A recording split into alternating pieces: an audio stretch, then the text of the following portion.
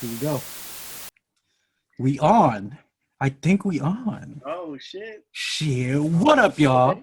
It's your boy Medium Frank. And Dark Ruffalo? You know why they call him Dark Ruffalo, right? No, why? I don't know. You look over your shoulder real quick. You tell me. Other shoulder. God damn it. What is that? This guy behind me? Yeah. Is that like a caricature of yourself? Yeah, man, that's the that's my summon. Oh, My summon relevant talk. Yeah. Relevant talk. But anyways, welcome to the On Repeat podcast. To the On Repeat podcast. Yeah, we got a third mic today. And it's not a white guy. No, it's not. Look at this representation. I love it. Changing everything here. All of Southeast Asia is represented in this call. Yeah, right. Oh, yeah. We have our boy KONGFETTI here, a.k.a. What's up? Genghis Kong, a.k.a. Wave Game Worldwide Viddy, a.k.a. the dopest neck piece in the game. Hello. What's up, man? Hey to everybody. Good day, good day. You know, chilling. How you doing? Dude, I'm really stoked that you're on today, man. Hey, dude, I'm so happy to be a part of this. It's like my first time here. Well, I mean, I made a few little interests here and there, but like I'm actually in this one. Like I'm here. You know what I mean? It's kind of like in the Marvel universe, you were just teased during the like end credits. Right. Now you're finally like in the Civil War. You're canon. Time. I'm finally here. I made it. Yeah. Well, this is awesome, man. Yeah. The crazy thing is normally when we do like the Zoom podcasts, there's always two people in the same building, and it's usually me and Zanny. But today there's two people in the same building, and it's our boy KONGFETTI and our boy Dark Ruffalo. I know, it's weird. Other way around. It's weird just because like I hear him from just the other side of the room. Yeah. I just like I hear your voice echoing like in the closet. I keep wanting to like look over and like talk to you over there, but we could both make an appearance in each other's camera. We could. We're gonna get wild this episode. Yeah. Because this is gonna be a very emotional episode. That's why, but we'll get to that. Oh yeah. How you doing, by the way? You doing, Frank? I'm good, man. I'm late again. Like I touched on this before, but like I don't know, man. I'm in a weird ass bubble to where like things hasn't really changed day to day for me with the lockdown.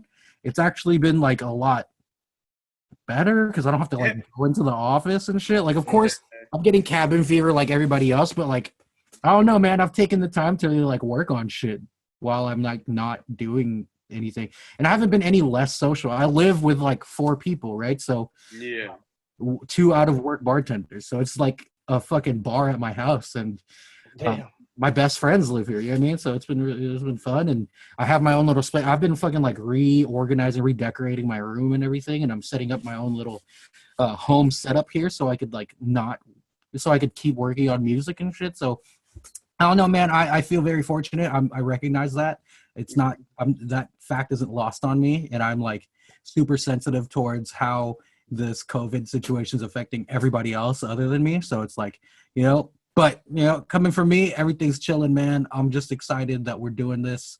And I'm excited that we're recording this the day before Brown Bitch, the music video comes out. So, that's right. You know, there's a lot of excitement. Guys.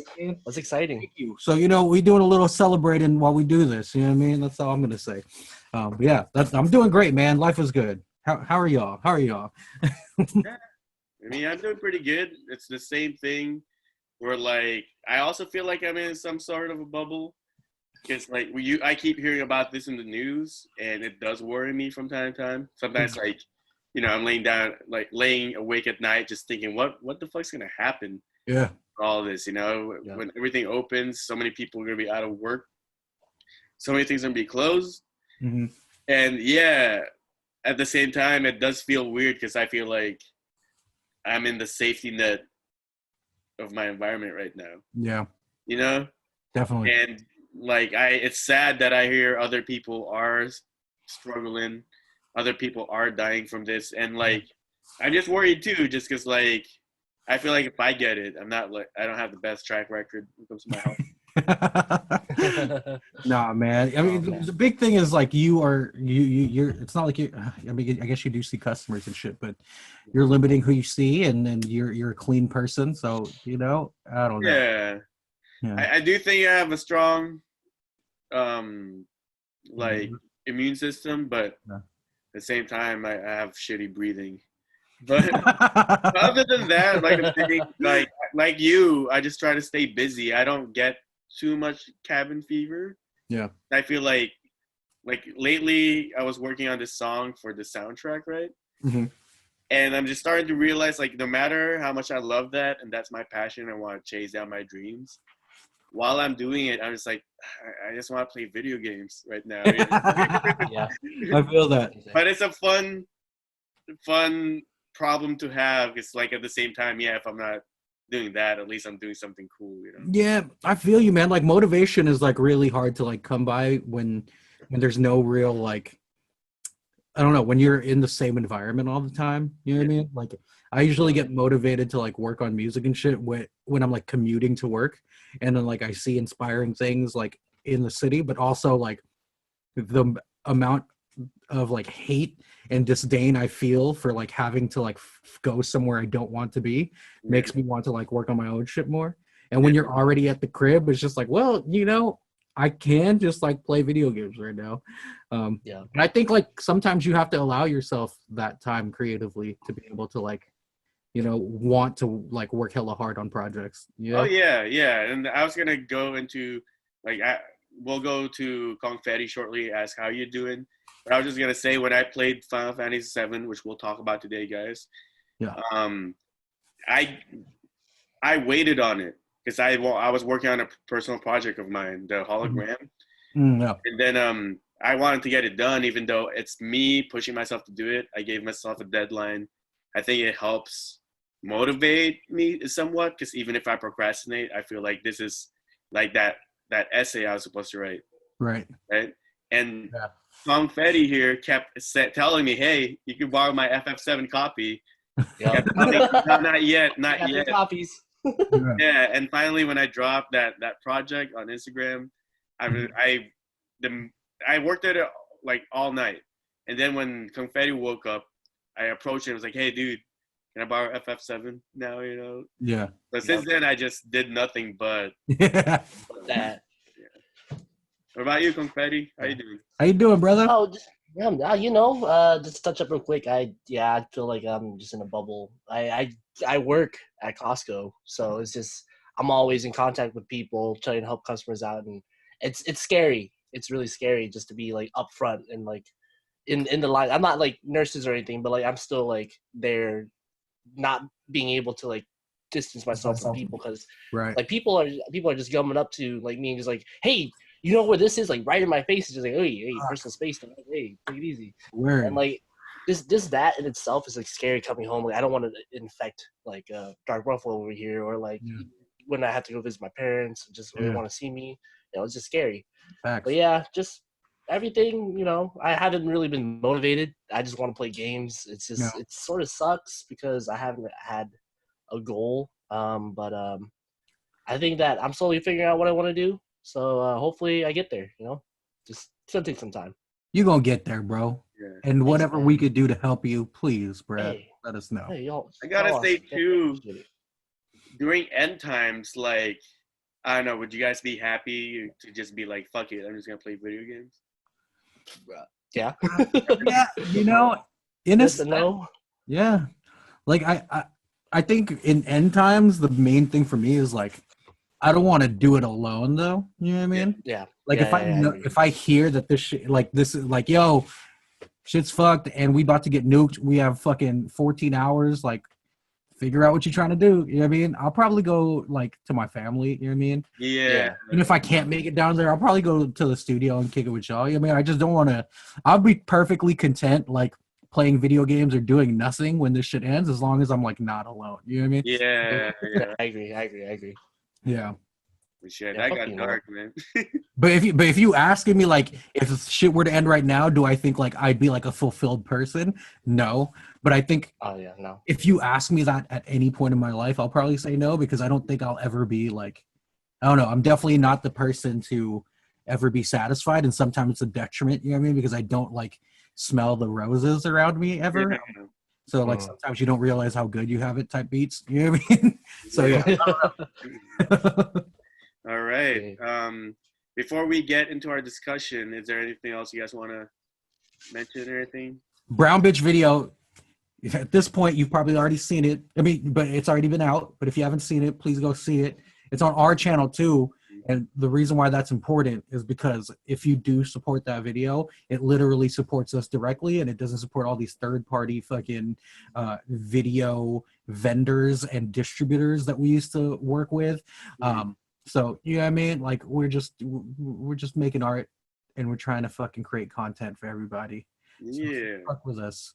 This is the video to fuck with. Yeah, that's all. That's all I want to say. Yeah. Hopefully you guys fuck with that video. You know, if you can, just like hit like, subscribe, and do all that, you know, regular YouTube shit you're supposed All to that do. YouTube type beats. Hit that bell and shit like that. You know, it will just be a nice thing for you guys to do for us, since we're providing all this content for you guys. But no rush, no pressure. I'm sure we'll win you guys over.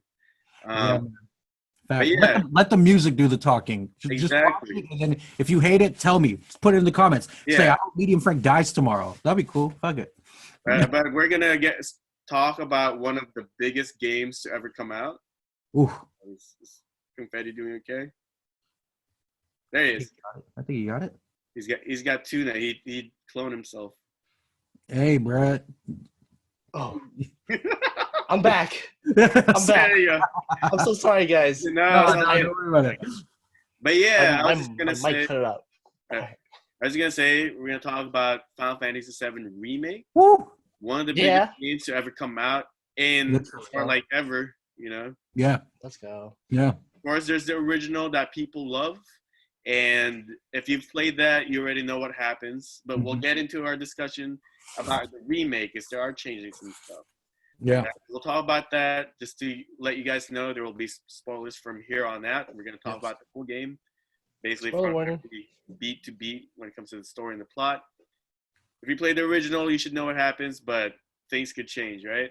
Facts. So, yeah. So I guess we'll just start right now. The game opens up with basically the remake of the original cinematic for the original, right? Yep. So, I mean, I personally, when I saw it, I was in awe because I know you two are big fans. When I was playing Final Fantasy, I mostly got attached to 8. I think I was attached to the characters. And now that I played this remake, I feel even more attached to these newer characters. Yeah, but I just want to ask you guys, when you started playing the game from the very beginning, how did you guys feel? You want to go first, Vin? Oh, no, please go for it, man. I want to hear what you guys say. Yeah, man. So I was one of those dudes that played the demo a million times. Yeah. You know what I mean? So like, I had I played the demo a lot, and even what they had in the demo, even though like the beginning part of the game is essentially the demo, right? There was still some stuff they omitted from the demo for obvious reasons, right? So when I first played the demo, I was like, and again, I don't want to say like the demo was the first time I saw like the opening sequence too, because they also dropped the opening sequence, like the opening FFV before that. So yeah, so when I saw that, it was definitely like a very, very nostalgic and exciting moment for me, just hearing the remastered score and seeing essentially the same exact FMV, but just futurized. You know what I mean? It did a lot internally, and it's mostly positive, right? Like, I will say, like, underscored throughout the entire game is that even though there are some differences, and you know we'll get into that eventually, for the most part it was very, very faithful to the source material. So it never, like, I never felt like disrespected as a fan or anything. So a lot of the emotions that I drummed up initially was nostalgia, happiness, like being reunited with friends that you haven't seen in so long, that you were really close with previously. But there was always like a sense of anxiety with it, where it's just like, especially coming off of Final Fantasy 15 and, you know, just like the stretch of Final Fantasy games that came after 10, essentially. There was a lot of anxiety that came out of it too, you know, because it's like when no matter what, like it's a very hipster thing, but when other people are new to something that you've been like fucking in love and obsessed with for so long, there's like a bastardization, it feels internally, that like people are taking something that you care about and that you put time and effort in and now are going to make it their own. So there's always like a little bit of anxiety for that. But all of that was quickly kind of dispelled as you actually play the actual game.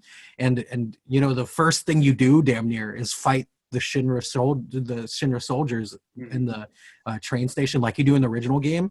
And when I played this on the demo the first time and I got to get a feel of the battle system, it was one of those things that I was really worried about. And then I instantly was like, oh shit, I think they nailed it. You know, like it was the perfect mix of today's action-based combat, but not floaty the way that most Square Enix action combat battle systems are. Yeah, like Kingdom Hearts. Yeah, like Kingdom Hearts 3 and all of like the fucking offshoots, and Final Fantasy 15, where I literally swear to beat the game. And mixed with like the turn-based battle system that I'm still a big ass fan of and I still prefer. I think they took the best version of the action-based combat, which in my opinion was Kingdom Hearts 2, and then improved upon it and then added this turn-based element and took the pieces of Final Fantasy 15 I liked a lot, like the stagger system and stuff like that. So initially the first things the first thing that I got playing the game was I was like, I think they understand how important this is to us. Everything from the FMV, where it's like almost exactly the same until you play the real game, and then there's some differences. It felt like, again, like they were going to take good care of it, and it was like I brought my child to kindergarten, and then I realized her kindergarten teacher was amazing. So I was like, oh, this is going to be fine. Of course, I'm always going to be worried, and I don't know what's going to happen per se, but I feel confident that it's in good hands, and I could go home and just like let it happen. So yeah, I guess the first part, that's the first thing I kind of like my initial thoughts. Okay. Yeah. What about you, Confetti? All right. Well, I also played the demo. Well, actually, I didn't play the demo. I had my brother play the demo because I didn't even want to touch it. Like, I didn't want to like know anything about it. I just wanted to just see someone play it, like first time experience it. And I was like, hey, wait, stop and look around real quick, and like just everything. Like they nailed, like it's so like beautiful. Like the shadows, the shading, like everybody's facial, like the textures, like it was just so flawless. Like just in that little like the demo itself, and then when I actually put my hands onto the controller and played it, the real game, I was like, oh fuck, this feels so good. Yeah. Like the combat system, amazing. Like the score in it, like just the build up, like the music, like everything was just perfect for me. And then they kept the ATB system, and which was super dope, and how they implemented it. And like, yeah, I was just amazed at like how like they babied the shit out of this. They delayed it for so long, and they came out with something that's so beautiful. And I was scared. Like I was like worried that, you know, they were gonna fuck this shit up. I played 15, and I actually didn't like it that much. The story was great, but it's sort of just like after I was done, I was like, all right, this is cool. Me too, dude. I was like, and the crazy thing too, and sorry to cut you off, but for 15, so many people that I respect as Final Fantasy fans were like, dog, play it. Like, you'll like it. And I played it, and I was just like, I don't get it. Yeah. You know? I don't get it. Yeah, I don't get it. Like, 15, I never really played it, just the demo. And, like, I wasn't that satisfied with, first of all, the battle system. Battle system felt floaty, you know, and then you can't even use the party.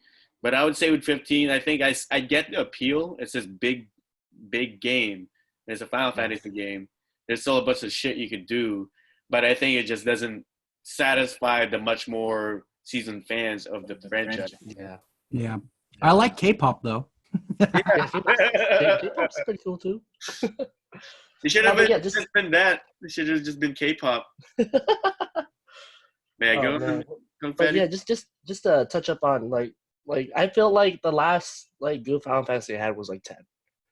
I didn't really like 11, and then I played the online Final Fantasy, but it felt really like an MMO. But anyways, like story wise, like I was really like the last good one I remember was 10, and for them to remake this one and like just nail everything, even the combat system, like I can't get over like how good it is and just how like just like it's so smooth and like having to like switch, like you use everybody, like it's just yeah. Anyways, yeah, that's all I gotta say about it. It's really good. Yeah, man. Like touching on the battle system, like almost instantly, like when you do that first fight against the two Shinra soldiers, you're like, oh, this is different. Like this is like, even though like, you know, I think on the last episode or the last time we talked about the 7 remake on the podcast, Dark Ruffalo said that like one thing that worried him was that like there's one attack button, and that was something that I was like, that makes sense too. You know what I mean? Because it's like it's one attack button, and it's not like Kingdom Hearts where you have your full action menu that you scroll through. It's literally like an attack button and then commands. You know what I mean? Yeah. So it's like I was worried about that. I actually am a fan of like Dream Drop Distance and Birth by Sleep, those Kingdom Hearts games, but I know how bad the combat is. You know, it's almost like I let the narrative cover up the combat and the gameplay for me. Right. But the first stretch in the reactor, you're just like, this is different. And then when you get the chance to use Barrett, you're like, oh, his combat is unique. And then so on and so forth. Everyone you get to use, their combat is very unique. So whenever you switch, it's almost like a brand new experience. And the fact that you're able to like achieve that with one attack button just shows like how thoughtful the ATB process, the system was implemented. And it's just like you said, man, it's just like the battle system is probably my favorite part of the game, to be honest. Yeah, the battle system, like I felt like coming from like fighting games as well, because I used to play a lot. It felt like a fighting game. Like there's so many different combos and different things you can do. Like even with like, this is a little too forward, but like Tifa, like you can do so much shit with her. It's insane. And like it's so flashy and it's so fun. Like you're like, I didn't feel bored at all. It did not feel repetitive. Like you can hold square with Cloud and he'll do like a stronger attack, Punisher mode, just everything. It was just, they hit it hard. They did good. Yeah.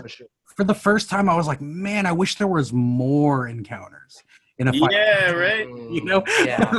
Yeah, you're right. That is crazy, because when I would play the earlier Final Fantasy games, even though I love those games, you know, like I grew up with those, the random encounter is so annoying as fuck. Yeah.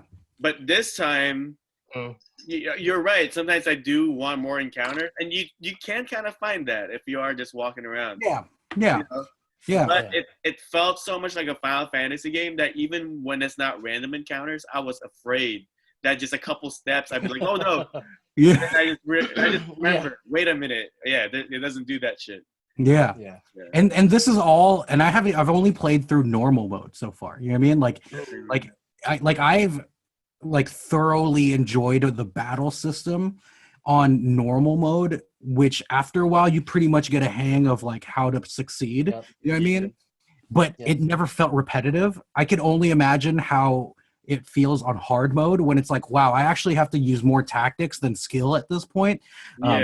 So I'm looking forward to that experience too. But you know, I think the battle system and the graphics and the FMVs are the first thing you're kind of exposed to in the game. And everything was ticked off so far. You know? I gotta say, I was really impressed with the battle system, because it's fun. You know, and then like everything you're doing, it's not just, I feel like it has a consequence or a reward for everything you're doing. You know, you're pressing the attack button, you're going to build up an ATB. You know, and the combat loop is kind of addicting. And then you, like, for me, I love how it felt like I could customize everything about the characters' fighting styles. That you can have teams, this person does this, stuff like that. And then when you switch over, each person is different to play, but each one they manage to make fun. Right. You know, there's not like a weak character. Yeah. You know, I think this is a good opportunity to start to talk about the Materia System too, because like, you know, like you touched on like how much you could customize, and it's like on so many different levels, right? Like, it's not, you can't do as many crazy Materia combinations as you could in the original game, but you could still do a lot. and how it Yes. impacts the actual action of the combat is so cool. Like the different types of support material you could use for ATB boosts, and like, you know, anything like that. Even like the elemental material, I'm surprised they were able to make that work so well too. Right. Yeah. I'm a little disappointed there wasn't an all materia. At least in my playthrough, I never saw an all materia. You know, I think Magnify. though, there's still Oh, kind it's of magnify. Yeah. magnify. Magnify is the all materia. Yeah, I love that. That's the best Go material. get that. That's the best. You only get one. You only just get blew one. my mind because I had magnify and we kept putting it on fire, thinking that all it did was increase the range, and that it just like I could hit dude from hella far away. I'm so stupid. Oh no. Yeah. It's I need to call my magnify. sister right now, and we're gonna replay. Dude, do it. I was doing the same thing with magnify and fire, and at first I loved it because it would kill everyone. I got so strong, right? And my magic is so strong that I just set one person on fire and everybody dies. Yeah. Then KONGFETTI, towards the very last boss, just told me, hey, I'll give you a tip. Use magnify on heal, which I didn't know was possible. And that made things better. That's a Freaky Frankie goosebump moment right there. Yeah. Dog, you just put me on game. I literally just texted Cammy saying, bruh, magnify is all. I'm hot. I'm not a real Final Fantasy fan. Okay. I think they didn't add all the materials in the game yet because there's still the sequels, which is Oh yeah, you know, of course, yeah. It was funny because like you get like there's hella places where you know what material you get. Like in the reactor, the first material you pick up, you know it's restore and it's like the same. But then you know when you go to Aerith's house in the original game, there's a cover material there and it's not. So I'm just like, oh, where's everything going? And then like when you get the enemy skill material before you go to the Shinra building, I'm like, what? But then they were also able to make the enemy skill materia interesting. I don't think it was like amazing, and they didn't do it as well as the original. But you know, like what could you expect for like an action-based combat system? But yeah, like the material, the amount of customization is sick. Like the different material combinations you could do, the weapon customization that you could do was a welcome addition for my Fallout ass. You know what I mean? Like I love that shit. And like, you know, like all of those different types of things, and like you said, like you could have your different type of like team combinations. I remember one of the bigger what's the word, like one of the bigger criticisms about the original Final Fantasy VII was that it was the first Final Fantasy to not really care too much about a class system, because you really could determine who does what based on the materia, and like they kind of nudge you in suggestions by saying like, well, Aerith like defaults with a little bit more magic defense and magic attack, so maybe it's a healer. I feel like each character's uniqueness is kind of like it has a base for a certain class, you know?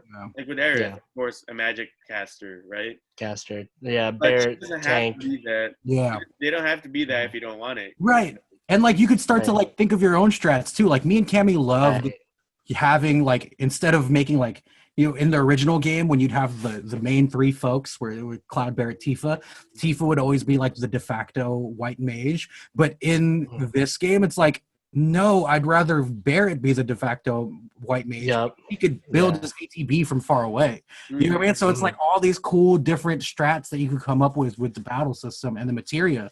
It's just, I saw in like a bunch of like different videos on YouTube as well. Like they made Barret into like a melee tank. Like he was just running people down, just attacking them with melee, and I'm just amazed at like how many like and like combinations of like you said materia, and like how they're doing like the weapon system as well, like the skills and the weapons, like counter stance and everything.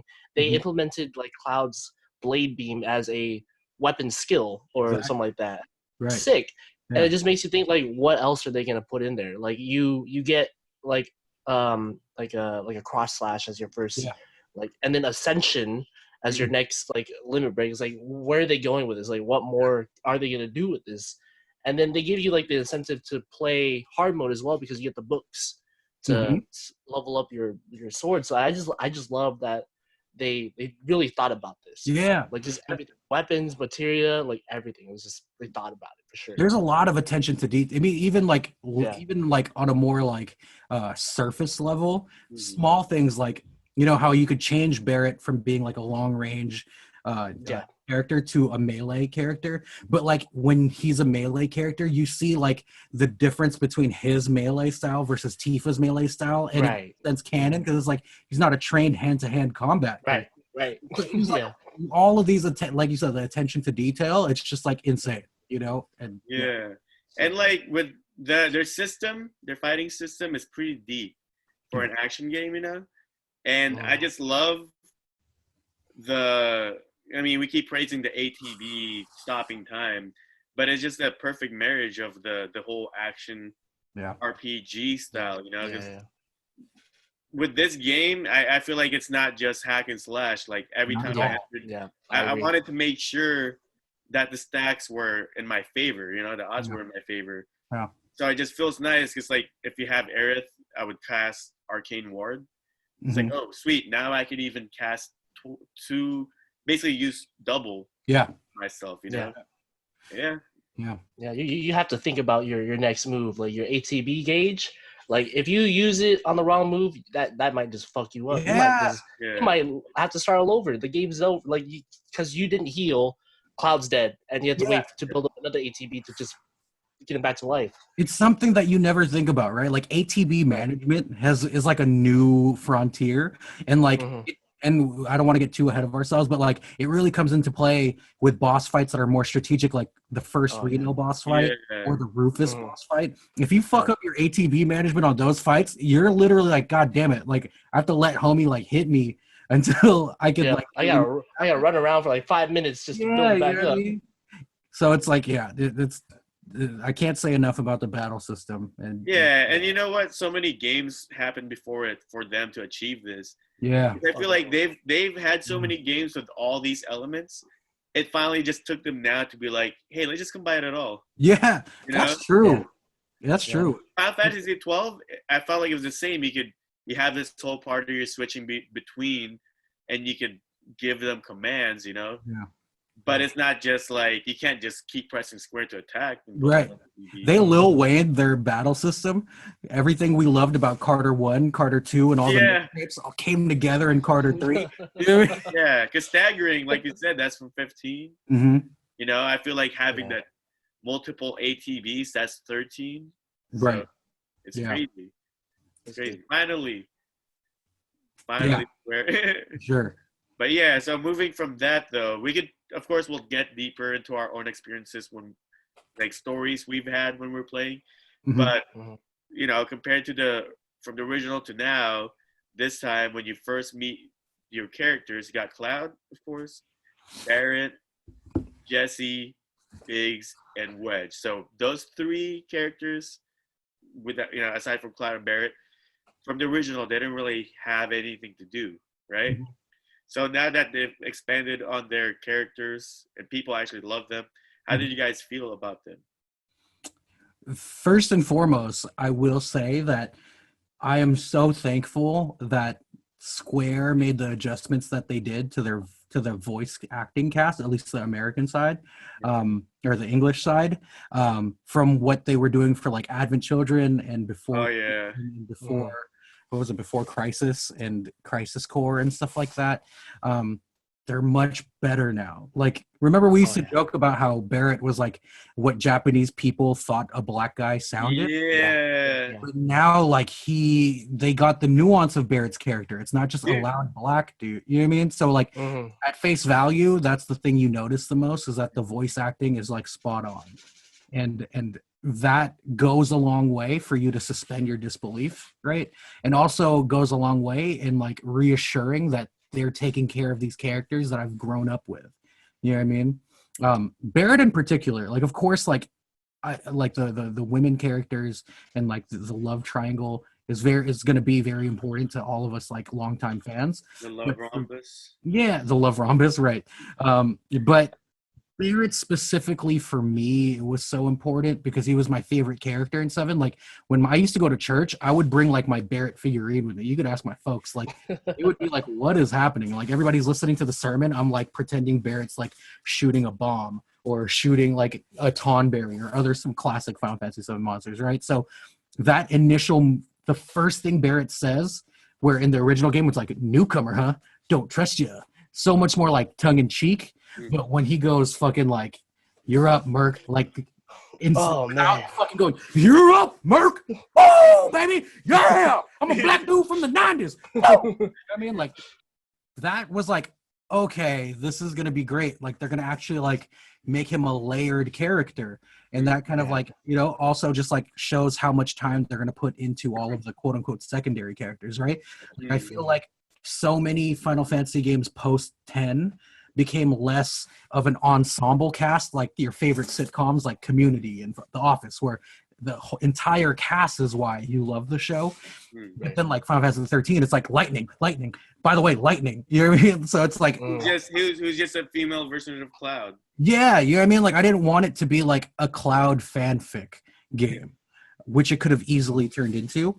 So initially meeting Barrett was amazing. It was like, okay, we're going to get to really break down how complex of a character he really is, because he is. And then it was such a welcome addition to learn more about Avalanche, because in the original game, when they do the plate falling, and Shinra, like, that was supposed to be Shinra's, like, that's what made Shinra a bad entity. Like, we hate Shinra because of that's the worst thing you could possibly do. But it didn't hit so hard back then because you were just like, I'm supposed to care about these people, but they didn't spend enough time doing it, you know? So it was definitely a welcome addition. And the voice acting right away, again, with those three is also perfect. Wedge, Biggs, Jesse, perfect.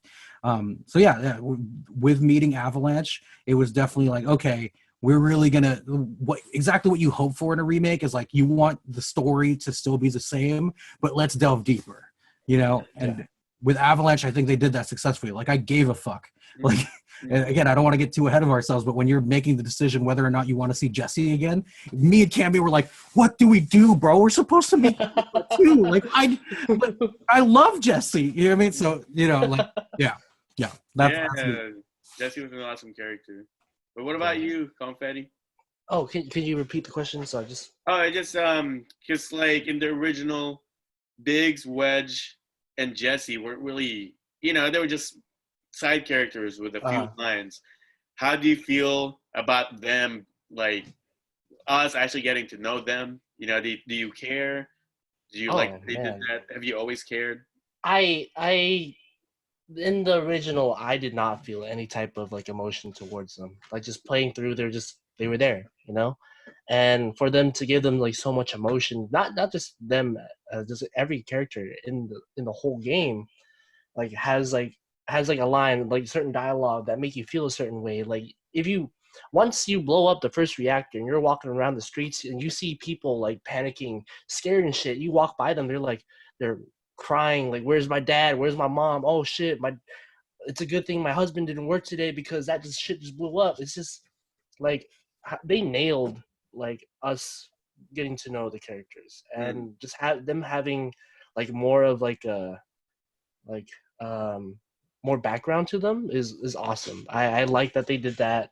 It makes you feel more for the characters. And just touch upon what Medium Frank said, like, you know, you like, I feel it. I don't want them to die. Like, I like them dying. Well, doesn't. Like, I guess they die. I guess like, you don't really like.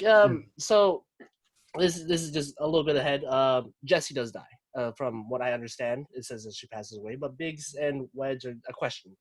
I think Wedge did die because he fell out of the window and just like, I have questions about Jesse too, though, because like I'm one of those people that, like, if I see a scene and there's like an image, I'm like, what? So we'll get to that. But we'll get to that. But it's, dude, I just love how they give everybody like emotion. Like, you don't like certain characteristics, like how like Jesse's always flirting with you. Like I was like Team Tifa like for like so long, and then all of a sudden like Jesse comes and like, what the fuck? Like, do I want to go get pizza with you? I don't even know. And then you get to other characters and you're just like, all right, well, I don't even know who I want anymore. Like, I'm juggling like 3 girls right now and I don't even know who I want to go with. The beauty about it is they all want you. So I mean, exactly. I know, right? Okay. On that, there was a Twitter post actually, like they were explaining how Cloud is the next soldier. Then Tifa, she likes Cloud. Aerith, she likes Cloud. Barrett, he likes Cloud. And they would like give like these little like background on the characters and whatnot. And it was just so funny because like went through every character. They all like Cloud. And it gets to Sephiroth, and he's like, he also likes Cloud. It's really funny. It's so true though. Like, Yeah, long man, like paragraph. Thirst fest. It really is a Cloud thirst. Yeah, it is. It is. Oh, Andrea like Cloud. Dude, he could dance. Dude, okay. He could dance. Oh my god. We'll get to that. That is the scene that I almost put my foot down, but no, like I feel like the Final Fantasy VII Remake is how I live my life in my head. I think everybody loves me, and it's just You don't even when know someone's talking to you, you're just looking at the options of and I'm just like, say, right. What should I say? Yeah, she asked me how my day was. I'm supposed to meet with Jesse tonight, though, so I don't know. and you just say ... Yeah. Not interested. on that, like, oh man, like Cloud was supposed to go out with Tifa and Jesse on the same night. Like they were like, but then Cloud fell, of course. But like, imagine like Tifa like, hey, what should I wear on this night? And it was like, we'll go out, and then like you had the option to like tell Jesse if you want to go eat with her or like whatever, right? Come over. And it's basically for on the same night. So Cloud's a fucking player. Yeah, like, but here's the thing though: if they didn't do such a good job in making us give a fuck about Jesse, it would have been an easy decision. But I swear, like, you know, at first Tifa comes at you first. You tell her what you think she should wear. It's hot, ready, and then after that, you have this amazing night with Jesse. And at the end, right? Like, tomorrow, come over for pizza. And I'm like, I swear to God, good thing it wasn't like a Life is Strange.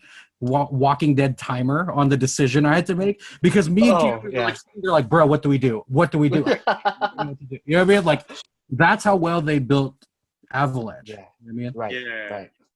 And piggybacking on something else you said too, like you were talking about some of the NPCs, just seeing them, like seeing how these bombs affect the NPCs. Yeah.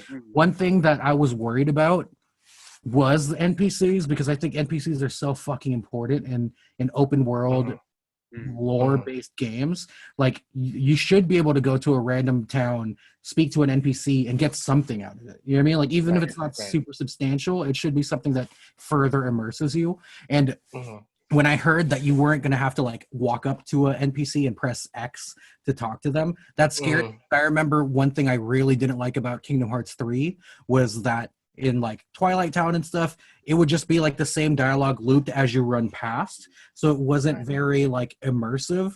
But I think 7 did it a little bit better than that. And like, you know, as the bombings happen and stuff, you're able to kind of get more of the lore by standing people. Like you actually get a feedback from the world. You know, it's like, like I was in the center of this story event. Right. We'll talk about it. So you do feel like, wow. And then when you're walking around, people commenting about your sword. Yeah. You know, so I feel like the world is definitely they notice you back. Yeah. And you know, I would still prefer to have the option to walk up to every single NPC and have a specific conversation with them. I would still prefer that. But I do think they did a good job in doing that, and also like nailing in the point that like that's something that always never really resonated with me in the original game, was that even though like morally we're in the right, we're negatively impacting a lot of innocent people's lives with our actions. And you really feel the weight of that in the remake, at least. Yes. Through NPC, you know? Yeah.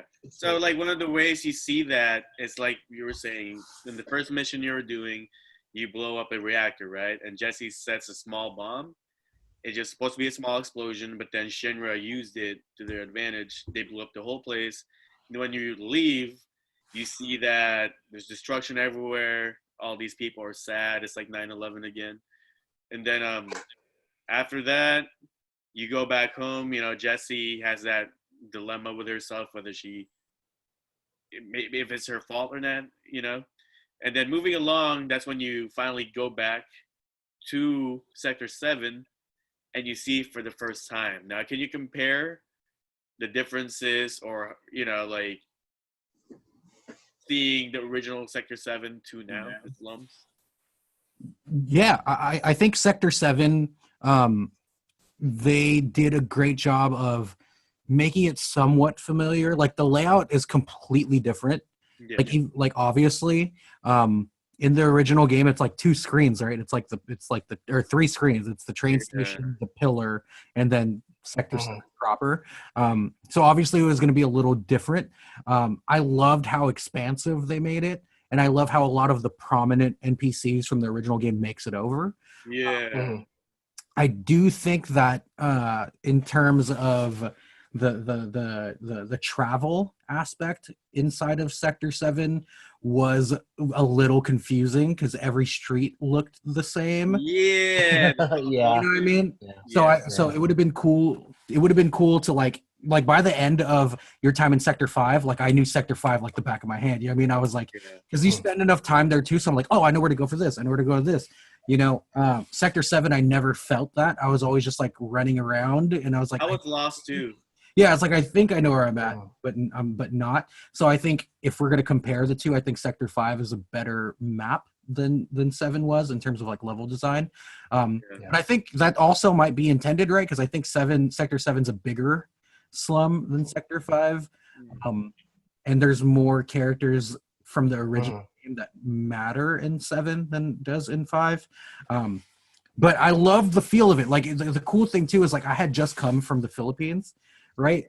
Like like this year before the game when this game came out, and I was able to see how much it did reflect how a slum area looks. Oh yeah. Yeah. In the Philippines. Yeah, like there was a lot of because they for some reason somehow they find whatever roofs are made out of there. It's the same thing in Sector 7 slums, you know. It's like that metal kind of like wavy thing that they use for roofing, and it's just crazy. Like I don't know where people find that, but that's what slums are made out of usually. You know, it was definitely cool to see that, but and then also like it was also true to the fact where like especially like in San Juan in the Philippines, in that area, in that city, it's like it's a slum, but everyone's wearing Jordans and shit. So it's like cool to see hella like this is a decrepit place we're living in, but everybody like makes sure that they spend money on themselves. But then there's also people that look like they come from like the 1920s. So I also get confused at like the tone of some of like the NPCs, because like there's some folks where it's like, oh, this dude is from this era and he's dressing like that. He has like a nice, fresh, high top fade with a little mohawk with it. And then there's this little girl who looks like she is Tiny Tim. You know what I mean? So I'm just like that. But yeah, I think for the most part, 7 was awesome. Their Sector 7 was awesome. And the music in Sector 7, you know, like its main world map theme, and then the Tifa jazz theme inside of 7th Heaven. Like there was a few parts of the game that I just like uncontrollably cried at. And some of them are like, why are you even crying at this point? One of those points is when you're in 7th Heaven and Tifa's theme is playing. Yeah. That like initiated such a guttural emotional response for me that I was like, despite how confused I am with the map right now, and like when I'm looking for Betty's kittens, I'm like, I've been here already, I think. You know what I mean? Once you step into 7th Heaven and that music plays, all that shit doesn't matter to me, you know. Like I try it out. So yeah, if we're asking specifically about the map for Sector 7, it's the lesser to me. It's not as good as Sector 5, but you know, I'm glad that they at least expanded it. But you could call that like if you were to imagine Sector 7, it would be that. Would they? Yeah, 1000%. Yeah. Yeah. How you, Fetty? Yeah, I agree. Sector 7 would be like that. I don't know what to say, man. Yeah, a lot of what me and Frank just said. I basically agree, man. yeah. It's crazy to me. I would I guess add to what you guys were saying. Why I fell in love with Final Fantasy VIII when I was younger is the setting, right? I thought it looked amazing. And 7, it still looked amazing, but I feel like it didn't really hit me till now. To really realize what kind of world they're trying to show. It's like a cyberpunk / steampunk looking thing with some like 50s, 60s, or 20s type of like classiness when it comes to the richer areas. Right. So I love that. I do agree with the map. It was confusing as fuck. I had to change the radar thing so that it moves. So it's dynamic. Yeah, that's dynamic. That thing confused the shit out of me. I got you. Yeah, but it's crazy to me that for such an amazing game with like beautiful graphics, they could make the slums, like all these trash, look amazing. Like I wanted to be there. Yeah. Bro, and like one of my favorite things to do when I'm in the slums is just tilt my right stick up a little bit. Yeah. Just so you could see the metal sky. Like that shit was beautiful. Yeah, because like coming from PS1 days, it's just still images, right? Yeah. And you never look up. You just know that the plate's up there. Yeah. Being able to look up was just like, wow, this is amazing. This is something that like my imagination had to take care of for 20 plus years. Yeah. And now that I could actually look up and see, oh, that's what's up there. There it is. That shit gave me goosebumps the first time I did it, you know? But but I think it's a double-edged sword too, though, because obviously this is an RPG game. It's not Grand Theft Auto, right?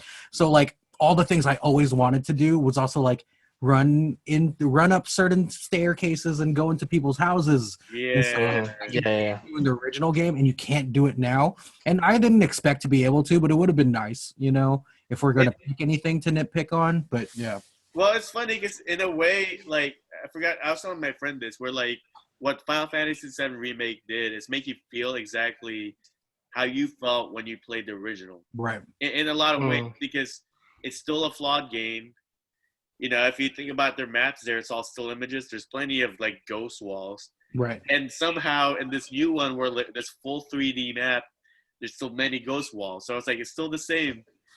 The map's confusing because like in the originals, you go to the next room, it's a loading screen, you know, it fades to black. And this time it's like, it's still the same. I'm still confused as fuck. I don't know where it stayed true. But I do love how everything is, like, you do have a sense of geography because all the maps are connected. Like, even though it's linear, I could go back to other sectors. You know? Yeah, that's actually something that I think they did well that they did not do well in 15. Because, like, obviously when you're going to do a game in today's age and it's 3D like this and it's HD and all these graphical improvements, how do you do a world map effectively?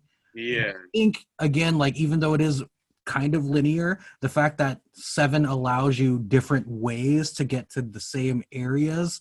And while, like, I hardly ever chocobo fast tracked because I want to be immersed like I used to be. So, like, having that almost like Fallout, how Fallout would do their world map, I was like, okay, I'm good with this. You know what I mean? Like, it does a more like abbreviated style of Fallout's overworld map. Yeah. So yeah, I really enjoyed that aspect of it too. I think it also reminded me of freaking what's that game, Shenmue. Yeah, for sure. That's how even the NPCs, that's how they felt like. Right. Yeah, agreed. But yeah, so going from there, so we talked about first seeing Sector 7.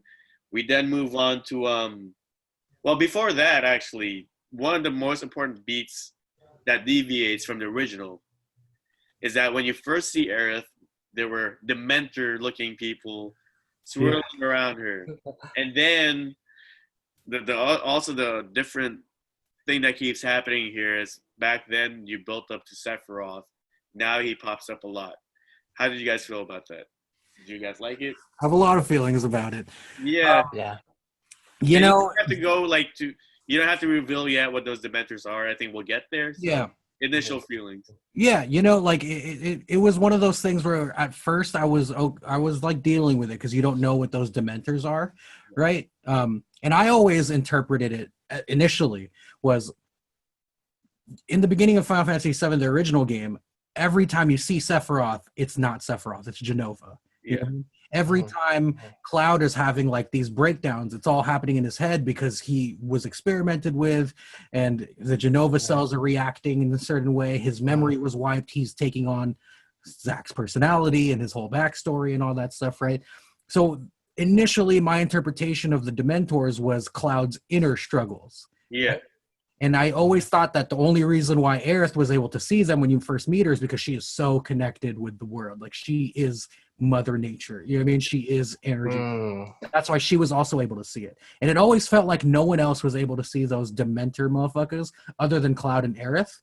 But then that scene when like everyone's fighting the Dementors in front of Seventh Heaven, and then Jesse gets clapped by it, you're just like, at that point, I'm just like, what I thought this was is not what it is, and I don't know if I like it. You know what I mean?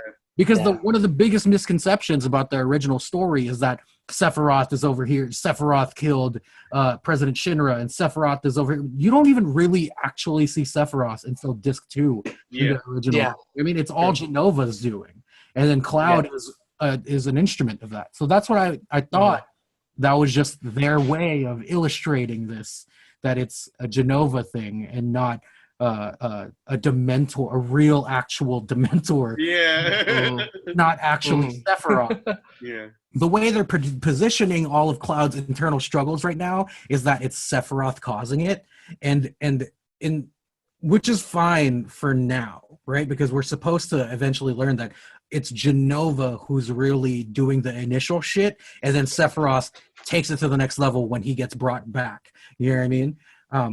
So the build to, I mean, I understand why they had to include Sephiroth into this game, because if your ethos is either way of their paths forward, if they're going to do an exact remake retelling of the game, then the fact that you're going to make people wait for Sephiroth until the second or third game, it's kind of like folks are not going to be happy with that, and you need to have a real final boss if your last experience with this game is the Shinra building. And in the original game, the last boss would be Speedball, right? And it's just like, or Motorball, and that can't be the way you end your game. So I get that, right? But but if you're looking at the other side, if they're going to say, oh, this is us going into a new dimension or a new fucking reality, and the rest of the Final Fantasy VII Remake series is going to be a new story altogether, then it's like, you have to have them finish that entire arc in this first game. So I understand why they included Sephiroth in it. Me being a fucking hipster purist is very like, I don't know. I don't want to get too ahead of myself, but yeah, that's it. By you, Vin. How do I feel about the Dementors and Sephiroth being introduced early? Yeah, it's on the beginning part of the game. So when I saw them for the first time, I was like really confused because, of course, like playing the original, like you don't see that shit. And then having Sephiroth being introduced, like Cloud's having these flashbacks, like when everything's on fire, the highway like fell down, and all of a sudden he flashbacks. I was like, okay, maybe they're just introducing his story, his background story a little bit, what he's seeing, you know, like it as like something to provide more background on stuff, right? I was a little confused, but then as like it went on, like seeing them like these ghost things attack Jesse, and then like I started putting like things together. I was like, oh, Cloud wasn't gonna go, but now that Jesse's leg is broken, he's gonna go.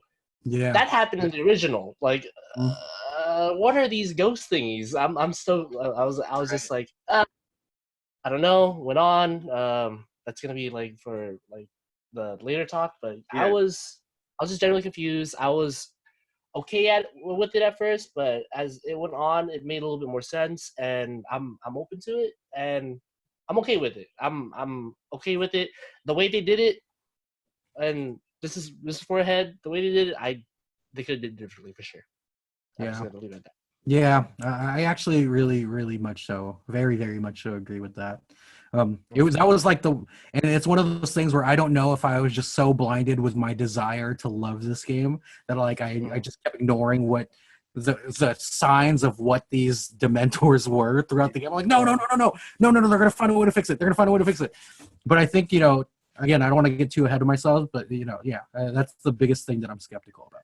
Yeah, when I first saw the Dementors, like it was weird, and it's like I didn't finish the game, so I thought maybe that's something from later on in the game, but finding out that it's not. I mean, we'll get into that, Yeah, and it's funny too because when they first introduced it, you're thinking, okay, this is from the original game. It's the reunion folks. You know what I mean? Yeah, And that's the what I thought fact as well that you too. have a reunion dude that lives next door to you, right? What's Right that? next door.